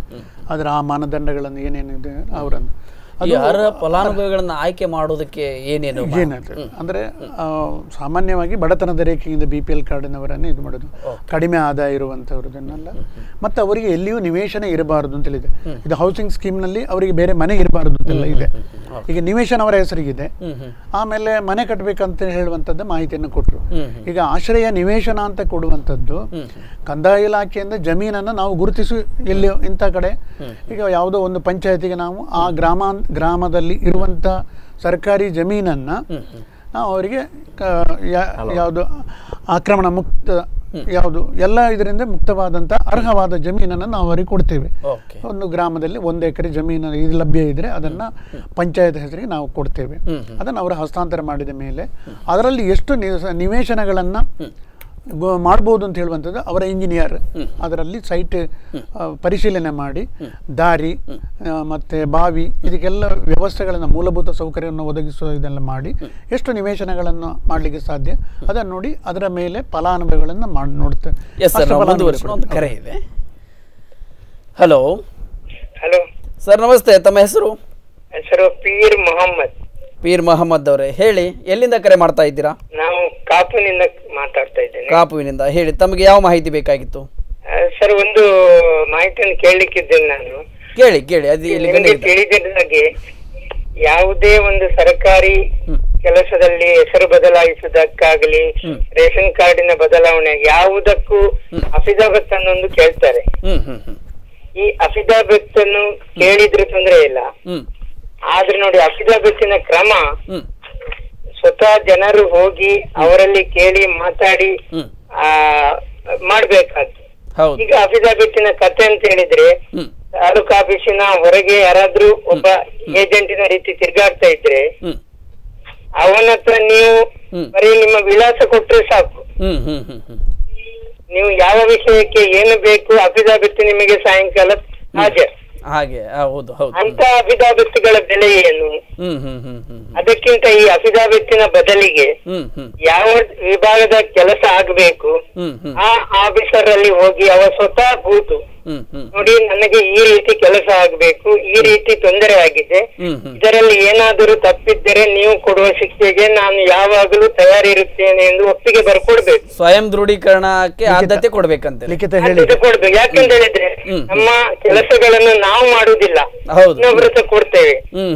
ನೋಡಿ ಕೆಲವು ಸಲ ಕಚೇರಿಯಲ್ಲಿ ತಾವು ಸ್ವತಃ ಹೋದರೆ ಲಂಚದ ಕೆಲಸ ಬರುವುದಿಲ್ಲ. ಯಾಕೆ ಗೊತ್ತಾ? ಯೂಸಫ್ಗೊಬ್ಬ ಹೋಗುವಾಗ ಅವರಿಗೆ ಹೆದರಿಕೆ ಆಗ್ತದೆ, ಇವ ಯಾರು ಲಂಚ ಕೊಡುವವನ, ಕೊಟ್ರೆ ಏನಾದ್ರೂ ಕಂಪ್ಲೇಂಟ್ ಬರ್ಬೋದಾ, ಅವರಿಗೂ ಕೆಲಸದ ಮೇಲೆ ಆಸೆ ಇದೆ, ಹೆದರ್ತಾರೆ. ಮತ್ತೆ ಕೊಡುವವನು ಕೂಡ ಹೆದರ್ತಾನೆ, ಯಾಕೆ ಇವ ತಗೊಳ್ತಾನ ಇಲ್ವಾ, ಮೇಲೆ ಕಂಪ್ಲೇಂಟ್ ಬರ್ಬೋದಾ ಅಂತ. ಈಗ ಇದಕ್ಕೆ ಏನ್ ಮಾಡ್ತಾರೆ ಗೊತ್ತಾ? ಕಚೇರಿಯಲ್ಲಿ ಕೆಲಸ ಮಾಡುವವರು ಒಂದು ದಿವಸ ಸತಾಯಿಸ್ತಾರೆ, ಮರು ದಿವಸ ಹೇಳ್ತಾರೆ ಅವರು 8 ದಿವಸ ರಜೆ ಮಾರ್ಯಾರೆ, ಅವನೇ ಮಾಡುದು ಸ್ವತಃ 8 ದಿವಸ ರಜೆ ಮಾರ್ಯಾರೆ, ನೀವು ಇನ್ನೊಮ್ಮೆ 2-3 ಸಲ ಬರಬೇಡಿ, ನೋಡಿ ಅಲ್ಲಿ ಹೊರಗೆ ಒಬ್ರು ಜನ ಇದ್ದಾರೆ ಅವ್ರ ಹತ್ರ ಹೇಳಿ ನೀವು, ಅವರು ಮಾಡಿಸಿರ್ತಾರೆ ಅಂತ ಹೇಳಿ. ಯಾಕೆ ಅವ್ರ ಹತ್ರ ಇವರಿಗೆ ಲಂಚ ಕೇಳಲಿಕ್ಕೆ ಸುಲಭ ಆಗ್ತದೆ, ಸದಾ ನೋಡುವ ಮುಖ ಅವು ಏನು ಮಾಡುದಿಲ್ಲ ಗ್ಯಾರಂಟಿ ಇರ್ತದೆ. ಅದಕ್ಕೆ ತಾವು ಸ್ವತಃ ಹೋಗಿ ಮಾಡುವ ರೀತಿ ಎಲ್ಲಾ ಕೆಲಸಗಳನ್ನು ಸರ್ಕಾರ ಸರಳೀಕರಿಸಬೇಕು. ಸರ್ಕಾರಿ ಕೆಲಸದವರು ಹೇಳುದು ಸರ್, ನಾವು ಸರ್ಕಾರಿ ಕೆಲಸದವರು ಬೇರೆ ಎಲ್ಲಾ ಕೆಲಸಗಳಿಗೆ ರಜೆ ಮಾಡ್ತಾರೆ, ಅವರ ಸ್ವತಃ ಸರ್ಕಾರದ ಕೆಲಸ ಇದ್ರೆ ಅವರು ಮಾಡುದಿಲ್ಲ. ಈಗ ನಾಳೆ ಅಂತ ಹೇಳಿದ್ರೆ ಆಫೀಸಲ್ಲಿ ಒಂದು ಬರಹ ಬರ್ಕೊಳ್ಬೇಕು, ಯಾವ ರೀತಿ ಕೆಲಸ ಆಗಿದೆ, ನಾನು ಯಾವಾಗ ಬರ್ಬೇಕು, ಅವರ ನಂಬರ್. ಯಾಕಂತ ಹೇಳಿದ್ರೆ ಅವನ ಆಫೀಸಿನಿಂದಲೇ ಅವರು ಫೋನ್ ಮಾಡಿ ಕೇಳ್ಬೋದು. ಪ್ರತಿಯೊಂದು ಕೆಲಸ ಸ್ವಯಂ ಅವರು ಹೋಗಿ ಮಾಡುವ ಹಾಗೆ ಮಾಡ್ಬೇಕು. ಅಫಿಡವಿಟ್ಟಿನಿಂದ ಯಾವುದೇ ಒಂದು ಕಂಪ್ಲೇಂಟ್ ಆಗಲಿ ಕೇಸ್ ಆದ ನಾನು ನೋಡ್ಲಿಲ್ಲ. ಸುಮ್ಮನೆ ಅಫಿಡವಿಟ್ಗೆ 200 ರೂಪಾಯಿ ಕೊಡುದು, ಯಾವನೋ ಒಬ್ಬ ಏರಪೇರ ರೆಡಿ ತಂದಿಡ್ತಾನೆ.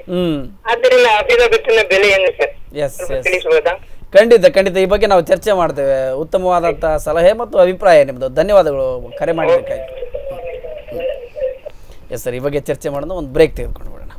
ಎಸ್ ವೀಕ್ಷಕರೇ, ಖಂಡಿತವಾಗಲೂ ಉತ್ತಮವಾದಂಥ ಕರೆ ಬಂದಿತ್ತು, ಆ ಬಗ್ಗೆ ನಾವು ಚರ್ಚೆ ಮಾಡೋಣ. ಮತ್ತು ಇವತ್ತಿನ ವಿಷಯವನ್ನು ಏನು ಮನೆಯ ಬಗ್ಗೆ ಮತ್ತು ಮನೆಯ ಚಟುವಟಿಕೆಗಳು ಕಂದಾಯ ಇಲಾಖೆಯಲ್ಲಿ ಯಾವ ರೀತಿಯಾದಂಥ ಪಾತ್ರವನ್ನು ವಹಿಸುತ್ತೆ ಅನ್ನೋ ಬಗ್ಗೆಯೂ ಕೂಡ ಚರ್ಚೆ ಮಾಡ್ತೇವೆ. ಅದಕ್ಕಿಂತ ಮುಂಚೆ ಒಂದು ಚಿಕ್ಕ ಬ್ರೇಕ್.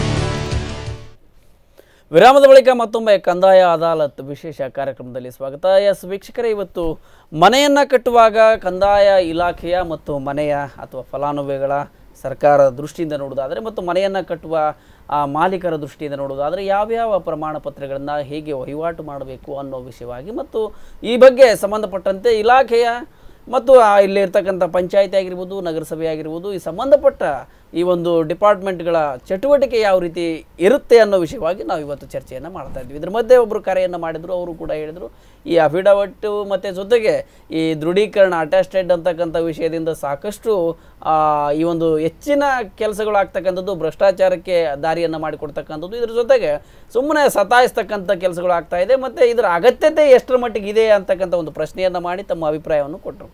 ಖಂಡಿತ ಆ ಬಗ್ಗೆ ನಾವು ಮಾತಾಡಿ ಮತ್ತೆ ನಮ್ಮ ವಿಷಯವನ್ನು ಮುಂದುವರ್ಸೋಣ.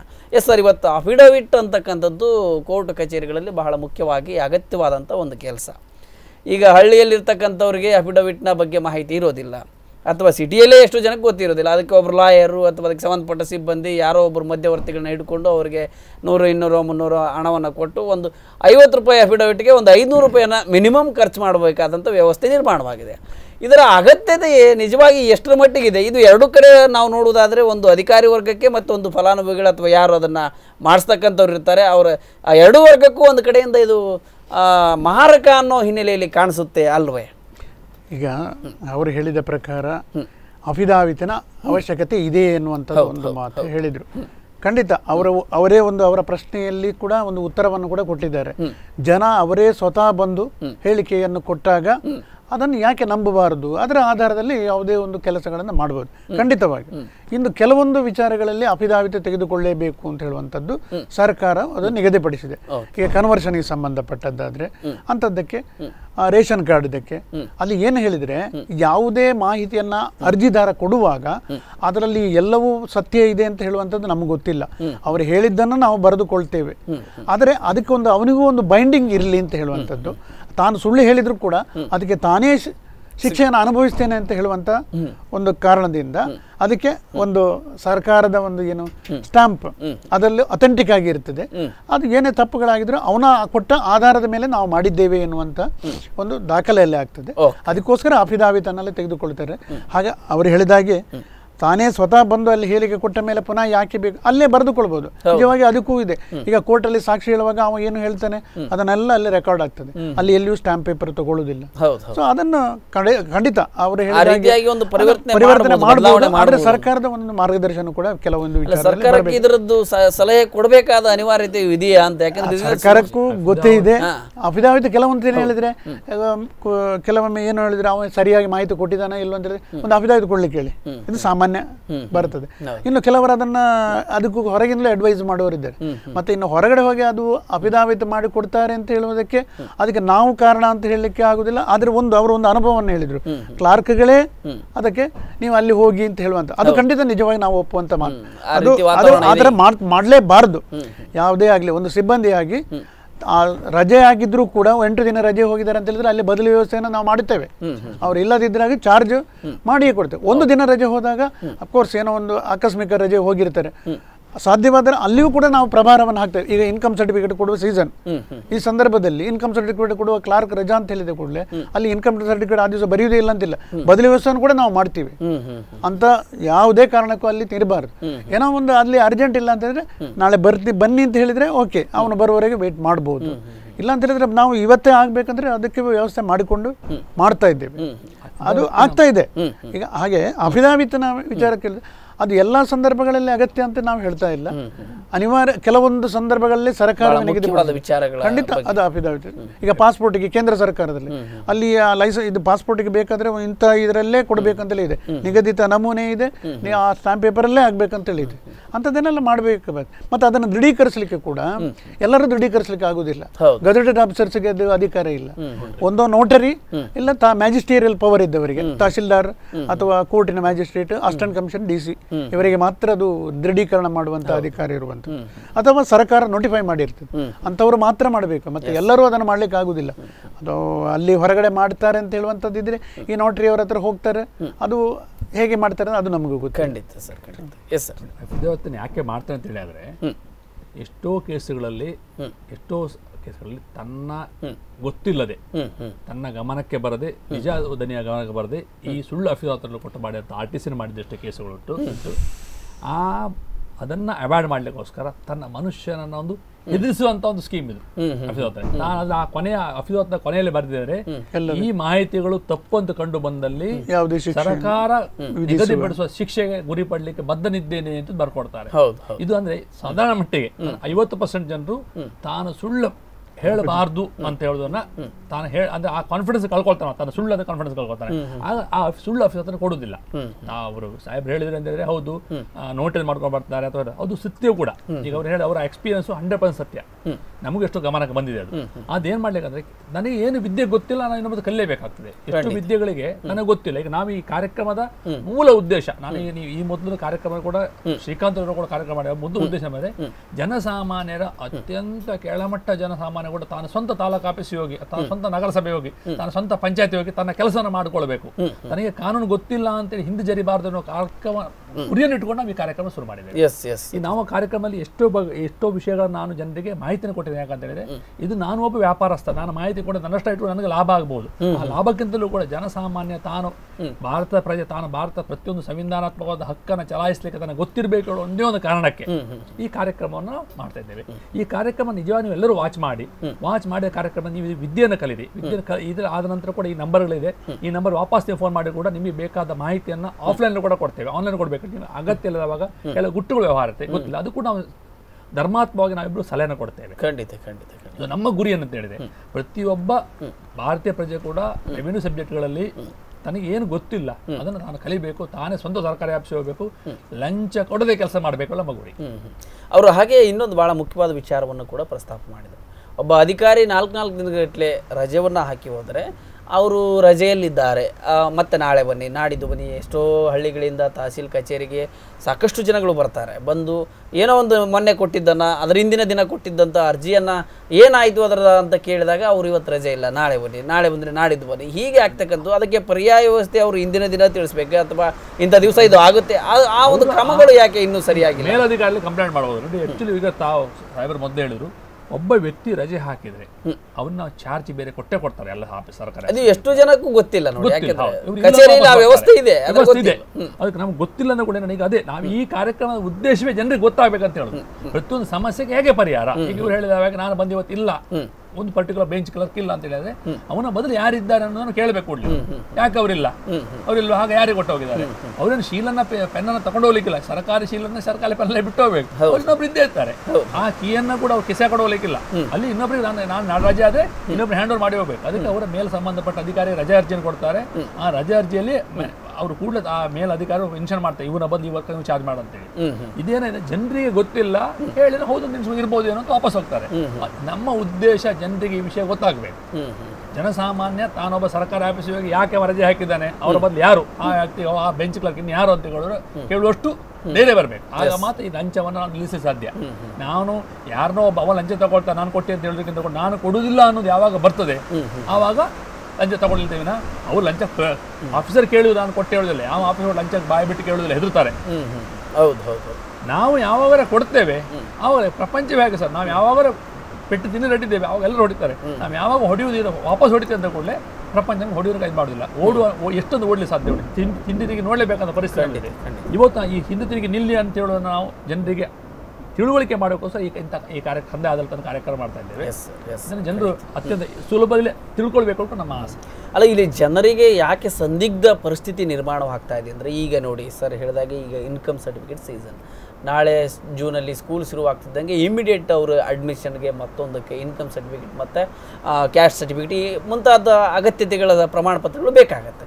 ಇದನ್ನು ಇಮಿಡಿಯೇಟ್ 2-3 ದಿನದಲ್ಲಿ ಕೊಡಬೇಕಾದಾಗ ಅನಿವಾರ್ಯವಾಗಿ ಅವರು ಸತಾಯಿಸುವುದನ್ನು ತಾಳಲಾರದೆ ಅನಿವಾರ್ಯವಾಗಿ ಹಣವನ್ನು ಕೊಡ್ತಕ್ಕಂಥ ಒಂದು ರೂಢಿ ಆಗಿಬಿಟ್ಟಿದೆ. ಯಾಕೆಂದರೆ ಅವರಿಗೆ ಅದು 2 ದಿವಸ 3 ದಿವಸ ಲಾಸ್ಟ್ ಡೇಟ್ ಮುಗಿದ್ರೆ ಹೆಚ್ಚಿನ ಡೊನೇಷನ್ ಕೇಳೋದು, ಹೆಚ್ಚಿನ ಮತ್ತೊಂದು ಅದರ ಮೇಲೆ ಒತ್ತಡ ಇರ್ತದೆ ಅಥವಾ ಪ್ರೆಷರ್ ಇರ್ತದೆ ಅನ್ನೋ ಹಿನ್ನೆಲೆಯಲ್ಲಿ ಸಾಕಷ್ಟು ಜನರು ಕೂಡ ಇದಕ್ಕೆ ಅನಿವಾರ್ಯವಾಗಿ ಕೊಡುವಂಥ ಪರಿಸ್ಥಿತಿ ಇವತ್ತು ನಿರ್ಮಾಣ. ಯಾಕೆಂದರೆ 500,000 ಕೊಟ್ಟರೆ ನನ್ನ ಕೆಲಸ ಆಗ್ತದೇನೋ, ಬೇಗ ನಾಳೆದು ಇನ್ನೊಂದು ಒತ್ತಡವನ್ನು ತಪ್ಪಿಸ್ಕೊಳ್ಬೋದು. ಯಾಕಂದರೆ ಯಾರೂ ಕೂಡ ಈ ಒಂದು ಪ್ರಮಾಣ ಪತ್ರಗಳನ್ನು ಮಾಡಿಸಲು ಓಡಾಡುವಷ್ಟು ಬೇರೆ ಕೆಲಸಕ್ಕೂ ಓಡಾಡೋದಿಲ್ಲ, ಅಷ್ಟೊಂದು ಪ್ರಮಾಣದಲ್ಲಿ ಓಡಾಡ್ತಾ ಇದ್ದಾರೆ.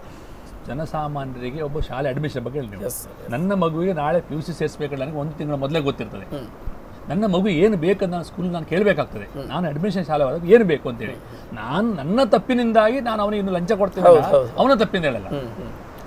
ನನಗೆ ಮಾಹಿತಿ ಗೊತ್ತು, ನನಗೆ ಒಂದು ತಿಂಗಳು ಬಿಟ್ಟು ನನ್ನ ಮಗುವಿಗೆ ನಾಳೆ ಜಾತಿ ಪ್ರಮಾಣ ಪತ್ರ ಬೇಕು, ನನಗೆ ಇನ್ಕಮ್ ಸರ್ಟಿಫಿಕೇಟ್ ಬೇಕು ಅಂದ್ರೆ ನಾನು ಒಂದು ತಿಂಗಳ ಮೊದಲೇ ಪ್ರಿಪೇರ್ ಆದರೆ ಈ ಲಂಚದ ವ್ಯವಹಾರ ಬರೋದಿಲ್ಲ. ನಾನು ನೆಕ್ ಅಂತ ಹೇಳಿದ್ರೆ ಕೊನೆಯ ಕ್ಷಣಕ್ಕೆ ನಾನು ಹೋರಾಟ ಮಾಡ್ತೇನೆ. ಆ ಹೋರಾಟದಿಂದಾಗಿ ನನಗೆ ನಾಳೆ ಬೇಕೇ ಬೇಕು, ನಾನು ಕೊಟ್ಟು ಆಗ ನಾನು ಬೇರೆ ಮಾಡಬೇಕಾಗ್ತದೆ. ನನಗೆ ಏನು ಬೇಕನ್ನೋದನ್ನು ನಾನೊಂದು ಪ್ಲಾನ್ ಮಾಡಿ, ನನಗೆ ಮನೆ ಕಟ್ಟಬೇಕು, ಮನೆ ಕಟ್ಟ ಏನು ಬೇಕು ನಾನು ಮೊದಲೇ ಪ್ಲಾನ್ ಮಾಡ್ಕೊಂಡು ಸರಿಯಾಗಿ ಹೋದರೆ ನನಗೆ ಸಮಯಾವಕಾಶ ಇಟ್ಕೊಂಡು ನಾನು 6 ತಿಂಗಳ ನಂತರ ಫೌಂಡೇಶನ್ ಆಗ್ತೀನಪ್ಪ. ಅದಕ್ಕೆ ಒಂದು ಏನೆಲ್ಲ ಪೇಪರ್ಗಳು ಬೇಕಾದ್ರೆ ರೆಡಿ ಮಾಡ್ಕೊಂಡು ಹೋದರೆ ಅದು ನನಗೆ ನಾಳೆ ನಾನು ಬರೋ ತಿಂಗಳು ನನ್ನ ಮಗನ ಸ್ಕೂಲಿಗೆ ಸೇರಿಸ್ತೇನೆ, ನನಗೆ ಎಲ್ಲ ಬೇಕು. ಆವಾಗ ಈ ಲಂಚದ ಅವತಾರಗಳು ಬರುವುದಿಲ್ಲ. ಇನ್ನೊಂದು ತಾಂತ್ರಿಕ ದೋಷವಿದೆ ಸರ್, ತಾಂತ್ರಿಕ ದೋಷ ಅನ್ಲಿಕ್ಕಿಲ್ಲ, ಅದು ವ್ಯವಸ್ಥೆನೇ ಆಗಿದೆ ಅನ್ಬೋದು. ಮುಖ್ಯವಾಗಿ ಈಗ VA ಕಚೇರಿಯಿಂದ, ಗ್ರಾಮೀಣ ಪ್ರದೇಶದಿಂದ ನೋಡೋದು, VA ಕಚೇರಿಯಿಂದ ಕಂದಾಯ ನಿರೀಕ್ಷಕರ ಕಚೇರಿಗೆ, ಕಂದಾಯ ನಿರೀಕ್ಷಕ ಕಚೇರಿಯಿಂದ ತಹಸೀಲ್ದಾರ್ ಕಚೇರಿಗೆ, ಮತ್ತು ಅಲ್ಲಿಂದ DC ಕಚೇರಿಗೆ, ಹೀಗೆ ಹಂತವಾಗಿ ಹೋಗ್ತಕ್ಕಂಥ ವ್ಯವಸ್ಥೆ ಇದೆ. ಈ ವ್ಯವಸ್ಥೆಯಲ್ಲಿ ಜನ ಅಲ್ದಾಡುವಂಥ ಪರಿಸ್ಥಿತಿ ಬರ್ತದೆ. ಈಗ VA ಕಡೆ ಕೊಟ್ಟ ಮೇಲೆ ಅಲ್ಲಿ ಅವರು ಏನು ಒಂದು ದೃಢೀಕರಣ ಕೊಡ್ತಕ್ಕಂಥದ್ದು ಅಥವಾ ಒಂದು ಪರಿಶೀಲನೆ ಮಾಡಿ ಮುಂದಕ್ಕೆ ಕಳಿಸ್ತಕ್ಕಂಥದ್ದು, ನೀವು ಮುಂದೆ ಕಂದಾಯ ನಿರೀಕ್ಷಕರನ್ನ ಭೇಟಿ ಮಾಡಿ ಅಂತ ಅವ್ರ ಕೈಗೆ ಮತ್ತೆ ಅದನ್ನು ಇಟ್ಟು ಕಳಿಸ್ತಕ್ಕಂಥದ್ದು, ಅಲ್ಲಿಂದ ಅವರು ಮತ್ತೆ ತಹಸೀಲ್ದಾರ್ ಅಲ್ಲಿ ಶಿರಸ್ತೇದಾರ್ ಅಥವಾ ಯಾರೋ ಅಧಿಕಾರಿ ಹತ್ರ ಹೋಗಿ ಅಲ್ಲಿಂದ ಅವ್ರ ಹತ್ರ ಹೋಗಿ ಮತ್ತೆ ಅಲ್ಲಿಂದ ತಿರುಗಿ ಹೋದ್ಮೇಲೆ ಮತ್ತೆ ಕೊನೆಗೆ ಮತ್ತೆ VA ಕಡೆಯಿಂದ ಅಥವಾ ತಹಸೀಲ್ ಕಚೇರಿಯಿಂದ ಇವರು ಒಂದು ಪ್ರಮಾಣ ಪತ್ರವನ್ನು ಪಡ್ಕೊಳ್ಬೇಕಾಗ್ತದೆ. ಇದಕ್ಕೆ ಯಾಕೆ ಒಂದೇ ಕಡೆಯಲ್ಲಿ ವ್ಯವಸ್ಥೆಯನ್ನು ಮಾಡಬಾರ್ದು ಸರ್ಕಾರ, ಮತ್ತು ಅದಕ್ಕೆ ಕ್ರಮಬದ್ಧವಾದ ರೀತಿಯನ್ನು ಒಂದೇ ಕಡೆಯಲ್ಲಿ ಮಾಡಿ ತಾವೇ ಅಧಿಕಾರಿಗಳೇ ಒಂದು ಕಡೆಗೆ ಅದನ್ನು ಕೇಂದ್ರೀಕೃತವಾಗಿ ಕೆಲಸವನ್ನು ಮಾಡ್ತಕ್ಕಂಥ ಹಿನ್ನೆಲೆಯಲ್ಲಿ ಈ ಬಗ್ಗೆ ನಾವು ಮತ್ತಷ್ಟು ಚರ್ಚೆ ಮಾಡೋಣ ಸರ್. ಒಂದು ವಿರಾಮವನ್ನು ತೆಗೆದುಕೊಂಡು ಎಸ್ ವೀಕ್ಷಕರೇ, ಭಾಳ ಮುಖ್ಯವಾದ ವಿಚಾರಗಳು ಚರ್ಚೆ ಆಗ್ತಾ ಇದೆ. ನಾವು ಒಂದು ಬ್ರೇಕನ್ನು ತೆಗೆದುಕೊಂಡು ಮತ್ತೆ ಮುಂದುವರಿಸೋಣ.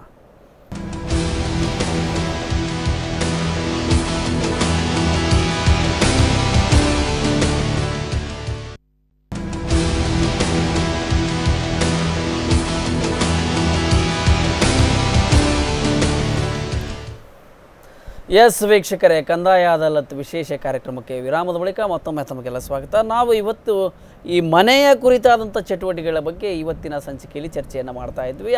ಅದರ ಮಧ್ಯದಲ್ಲಿ ಕೂಡ ಈ ಒಂದು ವ್ಯವಸ್ಥೆಗಳ ಬಗ್ಗೆ ಮಾತನಾಡ್ತಾ ಇದ್ವಿ. ಆ ಹಿನ್ನೆಲೆಯಲ್ಲಿ ನೋಡುವುದಾಗ ಇವತ್ತು ಗ್ರಾಮೀಣ ಭಾಗದಲ್ಲಿ ಆದರೆ VA, ಅದಾದಮೇಲೆ ಕಂದಾಯ ನಿರೀಕ್ಷಕರು, ಅದಾದಮೇಲೆ ತಹಸೀಲ್ದಾರು, ಶಿರಸ್ತೇದಾರು ಅಥವಾ ಹೀಗೆ DC, ಹೀಗೆ ಹಂತವಾದಂಥ ಕ್ರಮಾನುಗತ ಅಫಿಷಿಯಲ್ ಸಿಸ್ಟಮ್ ಏನಿದೆ ಅದರ ಅಗತ್ಯತೆ ಈಗ ಸದ್ಯದ ಪ್ರಸ್ತುತ ಕಾಲಕ್ಕೆ ಎಷ್ಟರ ಮಟ್ಟಿಗೆ ಅದೇನಾದರೂ ಮಾರ್ಪಾಡಾಗಲಿಕ್ಕೆ ಒಳ್ಳೆಯದಾ ಅಥವಾ ಅದು ಹಾಗೇ ಇದ್ದರೆ ಒಳ್ಳೆಯದಾ ಅನ್ನೋದ್ರ ಬಗ್ಗೆ ಕೂಡ ಒಂದು ಪ್ರಶ್ನೆ ಹುಟ್ಟುಕೊಂಡಿತು. ಈ ಬಗ್ಗೆ ಮುರಳೀಧರ್ ಅವರು ಏನು ಹೇಳ್ತಾರೆ? ಆ ವ್ಯವಸ್ಥೆಗಳು ಅದು ತಪ್ಪಲ್ಲ. ಯಾಕೆ ಹೇಳಿದ್ರೆ ಒಬ್ಬ ತಹಸೀಲ್ದಾರರು ಅಧಿಕೃತವಾಗಿ ಸಹಿ ಹಾಕಿ ಒಂದು ಪ್ರಮಾಣ ಪತ್ರವನ್ನು ಕೊಡುವ ಸಂದರ್ಭದಲ್ಲಿ ಇಡೀ ಗ್ರಾಮಸ್ಥರದನ್ನವರು ಪ್ರತಿಯೊಬ್ಬರನ್ನು ಅವರು ತನಿಖೆ ಮಾಡಲಿಕ್ಕೆ ಆಗೋದಿಲ್ಲ. ಅದಕ್ಕೆ ಸಂಬಂಧಪಟ್ಟ ಗ್ರಾಮಕರ್ಣಿಕರ ಮೂಲಕ ತನಿಖೆಯನ್ನು ಮಾಡಿ ವರದಿ ಕೊಡಬೇಕು ಅಂತ ಹೇಳುವಂಥ ಆ ವ್ಯವಸ್ಥೆ ಮಾಡಿದ್ದು. ಅದು ಏನಾಗಿದೆ ಹೇಳಿದರೆ, ಈಗ ಅವರು ಆಗಲೇ ಹೇಳಿದರು ಹೆಬ್ಬಾರರು, ಶಾಲೆ ಜೂನ್ 1ಕ್ಕೆ ಪ್ರಾರಂಭ ಆಗುವುದಾದರೆ ಇವರು 29ಕ್ಕೆ ಮೇ 29ಕ್ಕೆ ಹೊರಡೋದಿಲ್ಲ. ಈಗ ಸಮಯ ಇದೆ, ಮೇಯಲ್ಲಿ ಆರಂಭ ಮಾಡಬೇಕು. ಅವರು ಸಮಯ ಎಷ್ಟು, ಅದಕ್ಕೆ ಒಂದು 7 ದಿನ 8 ದಿನ ಅಥವಾ 20 ದಿನ 10 ದಿನ ಇರಲಿ, ಸಕಾಲದಲ್ಲಿ ಬರ್ತದೆ. ಆ ಟೈಮ್ ಅವರು ತನ್ನಿಂದ ಅಲ್ಲಿ ಕೊಟ್ಟು ಹೋಗ್ಲಿ, ತನ್ನಿಂದ ವಿಲೇಜ್ ಅಕೌಂಟ್ ಅವರು ಯಾವಾಗ ಹೇಳ್ತಾರೆ ನೀವು ತನಿಖೆ ಬರಬೇಕು, ಆ ದಿವಸ ಅಲ್ಲಿ ಹೋಗಿ ಬರಲಿ. ಆನಂತರ ಏನು ಪುನಃ ರೆವಿನ್ಯೂ ಇನ್ಸ್ಪೆಕ್ಟರ್ ಕಡಿಯುವಂಥದ್ದು ಕಡಿಮೆ. ಗ್ರಾಮಕರ್ಣಿಕರು ಏನು ಹೇಳಿಕೆ ಮಹಜರೆಲ್ಲ ಮಾಡಿಕೊಂಡು ಸರಿಯಾಗಿ ಸಮರ್ಪಕವಾಗಿ ವರದಿಯನ್ನು ಕೊಟ್ಟ ಮೇಲೆ ಕಂದಾಯ ನಿರೀಕ್ಷಕರು ಅದರ ಮೇಲೆ ಒಂದು ಕೊಡ್ತಾರೆ. ಈಗ ಅದರ ಆಧಾರದಲ್ಲಿ ತಹಸೀಲ್ದಾರ್ ಸೈನ್ ಹಾಕಿ ಕೊಡ್ತಾ ಇರ್ತಾರೆ. ಹಾಗಾಗಿ ಅದನ್ನು ಆ ರೀತಿಯಲ್ಲಿ ಬಂದಾಗ ಯಾವ ರೀತಿಯಲ್ಲಿ ತೊಂದರೆ ಆಗುವುದಿಲ್ಲ. ಇದು ಏನು ಹೇಳಿದ್ರೆ ಲಾಸ್ಟ್ ಮಿನಿಟಿಗೆ ಬರ್ತಾರೆ. ಇನ್ನು ಕೆಲವರದ್ದು ಏನು ಹೇಳಿದರೆ ಆದಾಯವನ್ನ ಅವರ ಆಕ್ಚುಯಲ್ ಆದಾಯಕ್ಕಿಂತ ಕಡಿಮೆ ಕೊಡಿ ಅಂತೇಳಿ ಒತ್ತಡ ಮಾಡಿಕೊಂಡು ಅವರಿಂದ ಇವರಿಂದ ಎಲ್ಲ ಒತ್ತಡ ಹಾಕಿಸೋದು. ಆಗ ಅಫೀಷಿಯಲ್ಸ್ಗೆ ಒಂದು ಸ್ವಲ್ಪ ಸಂಶಯಾತ್ಮಕ ಇರುತ್ತೆ. ಆಗ ಅವರೇನು ಈ ಥರದ ಪ್ರಯೋಗಗಳನ್ನು ಆಮಿಷಗಳನ್ನು ಓಡುವಂಥದ್ದು, ಇಷ್ಟು ಹಣ ಕೊಡ್ತೇವೆ ಅಂತ ಹೇಳ್ಕೊಂಡು ಅದಕ್ಕೆ ಕೆಲವೊಮ್ಮೆ ಸಿಬ್ಬಂದಿಗಳು ಬಲಿಯಾಗುವಂಥದ್ದು ಸ್ವಾಭಾವಿಕ. ಅದಕ್ಕೆ ನಾವು ಇಲ್ಲ ಅಂತ ಹೇಳೋದಲ್ಲ, ಆ ಥರದಿಂದಲೂ ಅದು ಆಗಲಿಕ್ಕೆ ಕಾರಣ ಇದೆ. ಇನ್ನು ಕೆಲವರು ನಮ್ಮ ಸಿಬ್ಬಂದಿಗಳು ಕೆಲವೊಮ್ಮೆ ಅಂಥ ಕೆಲವೇ ಪ್ರಕರಣಗಳಲ್ಲಿ ಆ ಥರ ಅವರು ಕೇಳಿರ್ಬೋದು, ಇಲ್ಲ ಅಂತನೂ ನಾವು ಹೇಳಲಿಕ್ಕೆ ಆಗುದಿಲ್ಲ. ಎರಡೂ ಕಡೆಯಲ್ಲೂ ಅದು ಆಗುತ್ತೆ. ಈಗ ಆ ಬರುವುದು ಹೇಗೆ ಗೊತ್ತುಂಟ, ಮೊದಲು ನಾವು ಗಮನಿಸ್ತಾ ಇದ್ದೆವು, ಶಾಲೆಯ ಆರಂಭದಲ್ಲಿ 11,000 12,000 ಆದಾಯ ಕೊಡಿ ಅಂತ, ಬ್ಯಾಂಕಿಗೆ ಲೋನಿಗೆ ಹೋಗೋ ಸಂದರ್ಭದಲ್ಲಿ ಸರ್ ನಮಗೆ 40,000 ಆದಾಯ ಕೊಡಿ ಅಂತ ಹೇಳ್ತೀವಿ. ಹಾಗಾದ್ರೆ ಒಂದು ವ್ಯಕ್ತಿಗೆ ವರ್ಷಕ್ಕೆ 2 ರೀತಿಯ ಆದಾಯ ಸರ್ಟಿಫಿಕೇಟ್ ಕೊಡ್ಲಿಕ್ಕೆ ಆಗುತ್ತೆ. ಸೊ ಈ ರೀತಿ ಬೇರೆ ಬೇರೆ ರೀತಿಯ ಪ್ರಮಾಣ ಪತ್ರ ಅದು ತಪ್ಪು ಅಂತ ಹೇಳುದು. ಒಬ್ಬನಿಗೆ ಒಂದು ಆದಾಯ ಸರ್ಟಿಫಿಕೇಟ್ ಕೊಟ್ಟರೆ ಅದು ಈಗ ಅದಕ್ಕೆ ಈಗ ಏನ್ ಮಾಡಿದ್ದಾರೆ 5 ವರ್ಷದವರೆಗೆ ಅದರ ಇದು ಕೊಟ್ಟಿದ್ದಾರೆ ವಾಯ್ದೆ ವ್ಯಾಲಿಡಿಟಿ. ಸೊ ಹಾಗಾಗಿ ವರ್ಷ ಪ್ರತಿ ಬರುವಂತಹ ಅಗತ್ಯ ಕಂಡು ಬರ್ತಾ ಇಲ್ಲ. ಸೊ ಹೀಗೆ ಆ ಕಂದಾಯ ವಿಲೇಜ್ ಅಕೌಂಟೆಂಟ್, ಕಂದಾಯ ನಿರೀಕ್ಷಕರು ಮತ್ತು ತಹಶೀಲ್ದಾರರು ಇದು ಆ ವ್ಯವಸ್ಥೆ ಅಗತ್ಯ ಇದೆ. ಇವತ್ತಿನ ಕಾಲಕ್ಕೆ ಬೇಕಂತ ಕೇಳಿದ್ರೆ ಇವತ್ತಿನ ಕಾಲಕ್ಕೆ ನಿಜವಾಗಿ ಬೇಕಾಗಿರೋದು. ಎಸ್ ಸರ್, ಹಾಗೆ ತಮಗೆ ಕೇಳೋದೇನೆಂದರೆ ಈ ಚಟುವಟಿಕೆಯಲ್ಲಿ ಜನರು ಕೂಡ ಎಲ್ಲೋ ಎಡುತ್ತಾ ಇದ್ದಾರಾ, ಅಥವಾ ನಮ್ಮ ಜನತೆಗೆ ಕೂಡ ಇದರಲ್ಲಿ ಏನಾದರೂ ಒಂದಷ್ಟು ಮೊದಲಿಗಿಂತ ಈಗ ಕೆಲವೊಂದಷ್ಟು ಸಣ್ಣ ಪುಟ್ಟ ಇಲಾಖೆಯಲ್ಲಿ ಬದಲಾವಣೆಗಳು ಈಗ 5 ವರ್ಷದ ಅವಧಿಗೆ ವಿಸ್ತರಣೆ ಮಾಡ್ತಕ್ಕಂಥದ್ದು ಹೇಳಿದ್ರು, ಸ್ಕೂಲ್ಗಳಲ್ಲಿ ಇವುಗಳು ಸರಿಯಾಗಿ ಮಾಹಿತಿ ಇಲ್ಲದೆ ಇರೋದು ಅಥವಾ ಬೇಕು ಅಂತಾನೆ ಒಂದು ಕ್ರಮಬದ್ಧವಾದ ರೀತಿಯಲ್ಲಿ ಪ್ರಿಪೇರ್ ಆಗದೆ ಕೂಡ ಈ ರೀತಿಯ ತಪ್ಪುಗಳಾಗಲಿಕ್ಕೆ ಸಾಧ್ಯತೆ ಇದೆಯಾ ಅಂತ? ಸರ್ಕಾರದ ಎಷ್ಟು ಯೋಜನೆಗಳು ಜನಸಾಮಾನ್ಯರ ಮನೆ ಮುಟ್ತಾ ಇಲ್ಲ, ಅದು ಒಪ್ಪಲೇಬೇಕಾದಂಥ ಒಂದು ವಿಚಾರ. ಯಾಕಂತ ಹೇಳಿದ್ರೆ ಈಗ ಎಷ್ಟು ಸೌಲಭ್ಯಗಳುಂಟು, ಎಷ್ಟು ವ್ಯವಸ್ಥೆಗಳುಂಟು. ನೀವು ಲಂಚ ಯಾವಾಗ ನಾವು ಕೊಡ್ತೇವೆ ಅಂದರೆ ನಮ್ಮಲ್ಲಿ ತಪ್ಪಿರುವಾಗ ನಾನು ಅದನ್ನು ಆ ತಪ್ಪನ್ನು ಮುಚ್ಚಲಿಕ್ಕೋಸ್ಕರ ಲಂಚ ಕೊಡ್ತೇವೆ. ನಾನು ಪೇಪರ್ ಸರಿಯಾಗಿದೆ ಲಂಚ ಕೊಡೋ ಅಗತ್ಯ ಇಲ್ಲ. ಹೌದು, ಖಂಡಿತ ಖಂಡಿತ. ನಾವ್ಯಾಕೆ ಈಗ ಪ್ರತಿಯೊಂದು ಹೇಳ್ತಾ ನಾವು ಸರ್ಕಾರ ಆಫೀಸ್ ಲಂಚ ಕೊಡ್ತೇವೆ ಹೇಳಿ, ಇಂತು ಲಂಚ ಕೊಟ್ಟೆಲ್ಲ ಲಂಚ ಕೊಟ್ಟೇವೆ ಹೇಳಿ. ಯಾಕೆ ಲಂಚ ಕೊಡ್ತೀವಿ? ನೀವು ಯಾಕೆ ನಿಮ್ಮ ಪೇಪರ್ ಸರಿ ಇದ್ದೆ ಇರ್ಲಿ, ಒಂದಿನ ಅಲ್ಲಿರ್ಲಿ ಅವ್ರ ಹತ್ರ ಪೇಪರ್, ಅವರ ಮೇಲಾಧಿಕಾರಿಯಲ್ಲಿ ಕಂಪ್ಲೇಂಟ್ ಮಾಡಿ ನನ್ನ ಪೇಪರ್ ಹೀಗಿದೆ ಹೀಗಾಗಿದೆ ಅದು ಅಲ್ಲಿ ಒಪ್ಪದಿದ್ದ ಪಕ್ಷದಲ್ಲಿ ಲೋಕಾಯುಕ್ತಕ್ಕೆ ಬರೆದಾಕಿ ನನ್ನ ಪೇಪರ್ ಇಂತಿಷ್ಟು ಸರ್ಕಾರ ಆಫೀಸಲ್ಲಿದೆ, ವಿದ್ಯಾರ್ಥಿ ಕ್ಲೀನ್ ಆಗ್ತದೆ. ಜನನಾಯಕರಿದ್ದಾರೆ, ರಾಜಕೀಯ ಇದ್ದಾರೆ, ಅವ್ರ ಹತ್ರ ಕಂಪ್ಲೇಂಟ್ ಮಾಡಿ ಹೋಗಿ. ಈಗ DC ಆಫೀಸರ್ DC ಹತ್ರ ಹೇಳಿ, is A very good person, ಅವ್ರು ಕೂಡಲೇ ಆಕ್ಷನ್ ತಗೊಳ್ತಾರೆ ಬಗ್ಗೆ. ನಮ್ಮ ಹತ್ರ ತಪ್ಪಿದೆ, ನನಗೆ ಇವತ್ತು ಕನ್ವರ್ಷನ್ ಕೊಟ್ಟು ನಾಳೆ ಬೆಳಿಗ್ಗೆ ಆರ್ಡರ್ ಬೇಕು, ಆಗ ನಾನು ಲಂಚ ಕೊಡಬೇಕಾಗ್ತದೆ. ತಾಳ್ಮೆ ಇಲ್ಲ ಜನರಿಗೆ. ನಾನು ಹೇಳ್ತೇನೆ, ಅಥವಾ ಮುಂಚಿತವಾಗಿ ಕೊಡ್ತಕ್ಕಂಥದ್ದಲ್ಲ, ಕೆಲಸ ಇದ್ದಾಗಲೇ ನೆನಪಾಗುವಂಥದ್ದು. ಎಷ್ಟೋ ಪೇಪರ್ಗಳು ಆಗ್ಬೇಕಾಗಿರ್ತದೆ, ಆದಾಗಲ್ಲ ಈಗ ಅರ್ಜೆಂಟ್ ಇರಲಿ ಅಂತೇಳಿ ಅರ್ಜೆಂಟ್ ಆದ ಟೈಮಲ್ಲಿ ಹರಿಬರಿ ಮಾಡ್ತಾರೆ, ಲಂಚವನ್ನು ಕೊಡಬೇಕಾಗ್ತದೆ. ನಾವು ನಮ್ಮೊಂದು ಶೆಡ್ಯೂಲ್ ರೆಡಿ ಮಾಡಿಕೊಂಡು ನಾನು ಈ ಥರ ನನಗೆ ಈ ತಾರೀಕು ಈ ಪೇಪರ್ ಕೊಡಬೇಕಾದ್ರೆ ಇಂತಿಷ್ಟು ದಿನ ಮೊದಲು ಕೊಡಬೇಕು. ನಾನು ಕೆಲವೊಂದು ಪೇಪರ್ ಸಕಾಲದಲ್ಲಿ 21 ದಿನ ಟೈಮ್ ಆಗ್ತದೆ, ಕೆಲವು 15 ದಿನ ಟೈಮ್ ಬೇಕಾಗ್ತದೆ, ಕೆಲವು 1.5 ತಿಂಗಳು ಬೇಕಾಗ್ತದೆ, 45 ಡೇಸ್. ಹಾಗಾದ್ರೆ ಆ ಸಕಾಲದಲ್ಲಿ ಲೀಸ್ಟ್ ಇದೆ, ಆ ಸಮಯ ನಾವು ಕೊಟ್ಟರೆ ನಮಗೆ ಸರಿಯಾದ ಟೈಮಲ್ಲಿ ಬರ್ತದೆ. ಲಂಚ ಕೊಡೋ ಅಗತ್ಯ ಇಲ್ಲ. ಲಂಚ ಕೊಡುವಾಗ ನನ್ನ ಹರಿಬರಿಗೆ ನನ್ನ ತಪ್ಪಿಂದಾಗಿ ಲಂಚ ಕೊಡುವಂಥದ್ದು. ಇವತ್ತಿನ ಕೂಡ ಎಲ್ಲ ಸರ್ಕಾರಿ ಅಧಿಕಾರಿ ನಾನು ತಪ್ಪು ಅಂತ ಹೇಳೋದಿಲ್ಲ. ಈಗ ನಾನು ಸರ್ಕಾರಿ ಅಧಿಕಾರಿ ಅಗೇನೆಸ್ಟ್ ಯಾವಾಗ ಕೂಡ, ಬಟ್ ಈ ಕೆಲಸಗಳಲ್ಲಿ ನಮ್ಮ ತಪ್ಪಿಂದ ಲಂಚ ಕೊಡೋದು ಸರ್ಕಾರ ನಿಮ್ಮ ಕಿಸೆ ಕೈಯಾಗಿ ಯಾವಾಗ ತಗೊಳ್ಳೋದಿಲ್ಲ. ನಾವು ಕೊಟ್ಟರೆ ತಗೊಳ್ತೇವೆ, ಕೊಡೋದಕ್ಕೆ ಪೇಪರ್ ಪೆಂಡಿಂಗ್ ಇಡುವಂತ ಅಧಿಕಾರಿಗಳಲ್ಲ, ಅಷ್ಟೋರಿ ಧೈರ್ಯವಿಲ್ಲ. ನನಗೆ ಅರ್ಜೆಂಟ್ ಆಗಬೇಕು, ನಾಳೆ ಬೆಳಿಗ್ಗೆ ಸಿಕ್ಬೇಕು, ಇವತ್ತನೇ ಟ್ರಿಬ್ಯುನಲ್ ನಾಳೆ ಬೆಳಿಗ್ಗೆ ನಮ್ಮ ಸರ್ಟಿಫಿಕೇಟ್ ಕಾಪಿ ಬೇಕು, ಆಗ ಅವ್ರು ಹೇಳಿದ್ರು ಕೊಡಬೇಕಾಗ್ತದೆ. ಇನ್ನೊಂದು ನಾಳೆ ಬೇಕು ನಮಗೆ, ಯಾವಾಗ ಕೊಡಬೇಕಾಗ್ತದೆ? ನಮಗೆ ಯಾವಾಗ ಬೇಕು 10 ದಿನ 20 ದಿನ ಟೈಮ್ ಅಂದರೆ ಲಂಚ ಕೊಡೋ ಅಗತ್ಯ ಇರೋದಿಲ್ಲ. ನನಗೆ ನನ್ನ ಶೆಡ್ಯೂಲ್ ಏನಿದೆ, ನನಗೆ ಯಾವಾಗ ಬೇಕು ಅನ್ನೋದು ಸರಿಯಾಗಿ ಆಲೋಚನೆ ಮಾಡಬೇಕು, ಆ ಸಮಯಕ್ಕೆ ಸರಿಯಾಗಿ ನಾನು ಅಪ್ಲಿಕೇಶನ್ ಕೊಡಬೇಕು, ನನಗೆ ಆ ಸಫಿಷಿಯಂಟ್ ಟೈಮ್ ಬೇಕು, ಆಗ ನೀವು ಲಂಚ ಕೊಡುವ ಅಗತ್ಯ ಇಲ್ಲ. ಮತ್ತೆ ಜನಸಾಮಾನ್ಯರಿಗೆ ಗೊತ್ತಿಲ್ಲದಿದ್ದರೆ ಅವರ ಮೇಲಧಿಕಾರಿ ಕೇಳಬಹುದು. ಈಗ ಎಲ್ಲ ಆಚಾರ್ಯಗಳು ಕೂಡ ಅವ್ರ ಮೇಲ್ ಆಫೀಸ್ ಇದ್ದೇ ಇರ್ತಾವೆ ಅಂತ ಕೇಳಬಹುದು, ಕಂಪ್ಲೇಂಟ್ ಮಾಡ್ಬೋದು. ಈಗ ನನಗೆ ನೋಡಿ ಇಂತಿಷ್ಟು ಇಟ್ಕೊಂಡು ಕುಣಿತಾ ಇದ್ದಾರೆ ಅವರು, ಅವ್ರು ಕೂಡ ಕರೆದು ಕೇಳ್ತಾರೆ. ಹಾಗೆ ದಯವಿಟ್ಟು ಜನರಿಗೆ ಲಂಚನ ಕೊಡಬೇಡಿ. ಲಂಚ ಕೊಡದಿರಲಿಕ್ಕೆ 2 ಮಾರ್ಗ. ಒಂದು, ನಿಮಗೆ ಅದರ ಬಗ್ಗೆ ಎಜುಕೇಟ್ ಆಗಿರೋದು, ನೀವು ಕಾನೂನು ಏನು ಅಂತ ಕಲ್ತ್ಕೊಳ್ಳುವಂಥದ್ದು, ನೀವು ಹೇಗೆ ಆದರೆ ಲಂಚ ಕೊಡಲಿಕ್ಕಿಲ್ಲ. ಇನ್ನೊಂದು, ನಿಮಗೆ ಬೇಕಾದ ಟೈಮ್ ಬೌಂಡ್, ನಿಮಗೆ 1 ತಿಂಗಳ ನಂತರ ಪೇಪರ್ ಯಾವಾಗ ಸಿಗ್ಬೇಕು ಅದು ಇವತ್ತೇ ಅಪ್ಲೈ ಮಾಡಿ. ನನಗೆ 29 ತಾರೀಕಿಗೆ 30 ತಾರೀಕು ಕೊಡುವಂತ ಯಾವ ಕೂಡ ಮಾಡಲಿ, ಆಗ ನೀವು ಲಂಚ ಕೊಡಲೇಬೇಕಾಗ್ತದೆ. ನಿಮಗೆ 1 ತಿಂಗಳ ಟೈಮ್ ಉಂಟು, 1 ತಿಂಗಳ ಮೊದಲೇ ಪ್ರಿಪೇರ್ ಆಗಿ ಆಗ ದಯವಿಟ್ಟು. ಈಗ ಸರ್ಕಾರ ಆಫೀಸ್ ದೂರಕ್ಕೆ ಇದ್ದುಕೊಂಡು ನಾನು ಲಂಚ ಕೊಟ್ಟರೆ ತಗೊಳ್ತೇವೆ, ನನ್ನ ಕಸಿಯಲ್ಲಿ ಕೈಯಾಗಿ ಕಸಿಯುವುದಿಲ್ಲ, ಅದನ್ನ ನಾನು ವ್ಯವಸ್ಥೆ ಮಾಡ್ಕೊಳ್ಬೇಕು. ಎಸ್ ಸರ್, ಖಂಡಿತ ಬಹಳ ಮುಖ್ಯವಾದ ವಿಚಾರ ಇದು. ಈ ರೀತಿಯಾದಂಥ ಬೆಳವಣಿಗೆ ನಿಲ್ಲಬೇಕಂದ್ರೆ ನಾವು ಜಾಗೃತಿ ಆಗದೆ ಅಂತೂ ಇದು ನಿಲ್ಲೋದೇ ಇಲ್ಲ. ಈ ರೀತಿಯಾದಂಥ ಒಂದು ವ್ಯವಸ್ಥೆ ಇದು ಹೀಗೆ ಮುಂದುವರಿತಿದೆ. ಅದಂತೂ ಸತ್ಯ, ಅದು ಈ ಕಾಲಕ್ಕೂ ಬಂದಿದೆ. ಇವತ್ತು ಲೋಕಾಯುಕ್ತರಾಯ್ತು, ಈಗ ಮತ್ತೊಂದು ವ್ಯವಸ್ಥೆ ಆಯ್ತು, ಎಷ್ಟೇ ವ್ಯವಸ್ಥೆ ಬಂದರೂ ಇದು ನಿಲ್ಲಕ್ಕೆ ಸಾಧ್ಯವೇ ಇಲ್ಲ ಅನಿಸ್ತಾ ಇದೆ. ಈ ಬೆಳವಣಿಗೆಯನ್ನು ನೋಡಿದರೆ, ದಿನದಿಂದ ಪ್ರಕರಣಗಳು ಬೆಳಕಿಗೆ ಬರ್ತಕ್ಕಂಥದ್ದನ್ನು ನೋಡಿದ್ರೆ ಸಾಕಷ್ಟು ಈ ರೀತಿಯ ವ್ಯವಸ್ಥೆ ಇದು ಇನ್ನೂ ಮುಂದುವರಿತೆ ಹೊರತು ಕಡಿಮೆ ಆಗ್ತಾ ಇಲ್ಲ. ಇದಕ್ಕೆ ಮುಖ್ಯವಾಗಿ ನಾವೇ ಕಾರಣ ಅಂತ ಒಪ್ಕೊಳ್ಬೇಕಾದ ಅನಿವಾರ್ಯತೆಯೂ ಇದೆ. ಎಸ್ ಸರ್, ಈಗ ನಾವು ಬ್ಯಾಕ್ ಟು ಸಬ್ಜೆಕ್ಟ್ ಅಂತೇಳಿ ಮತ್ತೆ ನಾವು ಮನೆಯ ಚಟುವಟಿಕೆ ವಿಷಯಕ್ಕೆ ಬರೋಣ. ಈಗ ಒಟ್ಟಾರೆಯಾಗಿ ಒಂದು ಗ್ರಾಮೀಣ ಮತ್ತು ನಗರ ಸಭೆ ಎರಡೂ ವ್ಯಾಪ್ತಿಯಲ್ಲಿ ಬರ್ತಕ್ಕಂಥ ಮನೆಗಳನ್ನು ಕಟ್ಟಿಕೊಳ್ಳುವಾಗ ಒಂದು ನೀವು ಹೇಳಿದಾಗೆ ಕನ್ವರ್ಷನ್ ವಿಷಯ ಭಾಳ ಮುಖ್ಯವಾದ್ದು. ಅದರ ಜೊತೆಗೆ ನಂತರದ ಪ್ರಮುಖ ದಾಖಲೆಗಳ ಬಗ್ಗೆ ನೀವು ಹೇಳಿದ್ರಿ. ಈ ದಾಖಲೆಗಳು ಸಿಗ್ತಕ್ಕಂಥದ್ದು ಮತ್ತು ಇವುಗಳನ್ನು ರೆಡಿ ಮಾಡಬೇಕಾದ್ರೆ ಅಥವಾ ಇವುಗಳಿಗೆ ಸ್ಪಂದನೆ ಸಿಗ್ತಕ್ಕಂಥ ಅಧಿಕಾರಿಗಳ ಪಾತ್ರವೇ ಏನು ಅಂತ ಈಗ ಎಕ್ಸಾಂಪಲ್ ಈಗ ಆರಂಭಕ್ಕೆ ಕನ್ವರ್ಷನ್ ಆದ ತಕ್ಷಣ ಮುಂದೆ ಈ PDO ಅಥವಾ VA ಅಥವಾ ಅಲ್ಲಿ ಕಾರ್ಯದರ್ಶಿ ಯಾರಾದರೂ ಹೋದರೆ ಅಲ್ಲಿ ಏನಾದರೂ ಒಂದು ಸರ್ಟಿಫಿಕೇಟನ್ನು ನಾವು ಮಾಡಬೇಕಾಗಿದೆ, ಒಂದು ಮನೆಯನ್ನು ಕಟ್ಕೊಳ್ಳಿಕ್ಕೆ ಲೈಸೆನ್ಸ್ ಅಂತ ಕೇಳಿದೆ. ಈ ಲೈಸೆನ್ಸ್ ಎಲ್ಲಿ ಸಿಗ್ತದೆ, ಇದರ ಪ್ರಮಾಣ ಪತ್ರ ಎಲ್ಲಿ ಸಿಗ್ತದೆ, ಇದನ್ನು ಬರೆದು ಕೊಡೋರು ಯಾರು, ಸೊ ಇದಕ್ಕೆ ಈ ಲೈಸೆನ್ಸ್ಗೆ ಪೂರಕವಾದಂಥ ಇವರು ಯಾವ ಮಾಹಿತಿಯನ್ನು ಕೊಡಬೇಕು, ಈ ರೀತಿಯ ಒಂದಷ್ಟು ವಿಚಾರಗಳು ಈಗ ಹಂಚಿಕೆ ಆಗಬೇಕು ಸರ್. ನಗರಸಭೆಯಲ್ಲಿ ಅದೇ ಶೆಡ್ಯೂಲ್ ಪೇಪರ್ಸ್ ಹೇಳಿದೆ, A and B ಅಂತಿದೆ. ಆ ಶೆಡ್ಯೂಲ್ ಪೇಪರ್ ಅಪ್ಲಿಕೇಶನ್ ಕೊಡಬೇಕು. ಓಕೆ. ಇಂಜಿನಿಯರ್ಸ್ಗಳು, ಸಿವಿಲ್ ಇಂಜಿನಿಯರ್ಗಳು ಬಿಲ್ಡಿಂಗ್ ಪ್ಲಾನ್ ಅಪ್ರೂವಲ್ ಮಾಡಿ ಕೊಡ್ತಾರೆ. ಈ ನಡುವೆಯಲ್ಲಿ ನಮ್ಮ ಲ್ಯಾಂಡ್ ಕನ್ವರ್ಷನ್ ಆಗಿರುವ ಭೂ ಪರಿವರ್ತನೆಗೊಂಡಂತ ಚಿರಾಸ್ತಿಯನ್ನ ನಾವು ಖಾತೆ ಅಂತ ಮೆಸೇಜ್ ಮಾಡ್ಕೊಳ್ಬೇಕಾಗ್ತದೆ. ಆ ಖಾತೆಗೆ ಕನ್ವರ್ಷನ್ ಆರ್ಡರ್ನ ಮತ್ತೆ ನಮ್ಮ ಮೂಲ ದಸ್ತಾವೇಜನ್ನ RTC ಜೆರಾಕ್ಸ್ ಅನ್ನ ಕೊಟ್ಟು ಅದಂತ ನಮಗೆ ಹೆಸರಿಗೆ ನಗರಸಭೆಯಿಂದ ಟ್ಯಾಕ್ಸ್ ಅಸೆಸ್ಮೆಂಟ್ ಇಂತಿಷ್ಟು ಟ್ಯಾಕ್ಸ್ ಕಟ್ಟಬೇಕು ಇಲ್ಲಿ ಮುಂದೆ ಕೊಡ್ತಾರೆ. ಆ ಟ್ಯಾಕ್ಸ್ಗಳನ್ನ ಕಟ್ಟಿ ಅಲ್ಲಿ ಪಕ್ಕದಲ್ಲಿ ಬ್ಯಾಂಕಲ್ಲಿ ಕಟ್ಟೋದು, ಆಗ ಅದಂತರ ನಮ್ಮದು ಖಾತೆ ಅಂತ ಕೊಡ್ತಾರೆ. ಅದಕ್ಕೆ 21 days ಮಿನಿಮಮ್, 45 ದಿನ ನಮ್ಗೆ ಕೊಡ್ಬೇಕು, ಸಕಾಲದಲ್ಲಿ ಕೊಡ್ತಾರೆ. ಅದಕ್ಕೆ ಯಾವ ಲಂಚನೂ ಕೊಡುವ ಅಗತ್ಯವಿಲ್ಲ. ಇನ್ನೊಂದು, ಆ ಪೇಪರ್ ಆದ ನಂತರ ನಾವು 3 ಪ್ರತಿ ನೀಲನಕ್ಷೆಯನ್ನು ರೆಡಿ ಮಾಡಿ ನನ್ನ ಮನೆ ಹೇಗಿರಬೇಕು ಅನ್ನೋದನ್ನ ಪ್ಲಾನ್ ಅನ್ನ ಒಬ್ಬ ಇಂಜಿನಿಯರ್ ಕೊಟ್ಟರೆ ಮಾಡಿ ಕೊಡ್ತಾರೆ. Cross elevation, section elevation, land design plan and structural design ಇಷ್ಟನ್ನ ಕೊಟ್ಟು ಪ್ಲಾನ್ ಮಾಡಿ ಕೊಡ್ತಾರೆ, ಇಂಜಿನಿಯರ್ ಕೊಡ್ತಾರೆ. ಅದನ್ನ ನಾವು ಸಬ್ಮಿಟ್ ಮಾಡಬೇಕಾಗ್ತದೆ ಖಾತೆ ಒಟ್ಟಿಗೆ. ಇದು ಅದಕ್ಕೆ ಕಾರಣ ನಗರಸಭೆಯಲ್ಲಿ 1 ವಾರ ಇಟ್ಕೊಳ್ತಾರೆ. ಆಮೇಲೆ ಟೌನ್ ಪ್ಲಾನಿಂಗ್ ಹೋಗ್ತದೆ, ಅಲ್ಲಿ 15 days ಇರಬಹುದು. ಕಾನೂನಲ್ಲಿ ಏನು ತೊಡಕಿಲ್ಲದಿದ್ರೆ, ನಾನೀಗ ತೊಡಕಿರೋ ಬಗ್ಗೆ ಮಾತಾಡಿದ್ರೆ ಕ್ಲಿಯರ್ ಟೈಟಲ್ ಇರುವಂತದ್ದು, ಸೆಟ್ ಬ್ಯಾಕ್ ಕಾನೂನು ಪ್ರಕಾರ ಸೆಟ್ ಬ್ಯಾಕ್ ಬಿಟ್ಟದ ಪ್ರಾಪರ್ಟಿ ಬಗ್ಗೆ ಮಾತಾಡಿದ್ರೆ ಅಲ್ಲಿ 15 ದಿನ ಅಲ್ಲಿ ಇಟ್ಕೊಳ್ಬಹುದು ಸಾಧಾರಣ. ಅವ್ರಲ್ಲಿ ಕೂಡ ಸಿಂಗಲ್ ಲೇಔಟ್ ಆಗಿದೆಯಾ, ಗ್ರಾಮೀಣ ಪ್ರದೇಶ ಆದ್ರೆ ಸಿಂಗಲ್ ಲೇಔಟ್, ಅಧಿಸೂಚಿತ ಪ್ರದೇಶಗಳಲ್ಲಿ ಸಿಂಗಲ್ ಲೇಔಟ್ ಇರ್ತದೆ, ಅಥವಾ ಲೇಔಟ್ ಅಪ್ರೂವ್ಡ್ ಲೇಔಟ್, ಅಥವಾ ಬರೀ 10 ಸೆಂಟ್ ಜಾಗನ ಮಾತ್ರ ಅದನ್ನ ಅಗ್ರಿಕಲ್ಚರ್ 10 ಸೆಂಟ್ಸ್ ಮಾತ್ರ ಕನ್ವರ್ಷನ್ ಮಾಡಿದ್ರೆ, ಅದು 10 ಸೆಂಟ್ಸ್ ಮಾತ್ರ ಸಿಂಗಲ್ ಔಟ್ ಮಾಡಿದ್ರೆ ಅದನ್ನ ಪರಿಶೀಲನೆ ಮಾಡಿ ಮಾಹಿತಿಯನ್ನು ಕೊಡ್ತಾರೆ.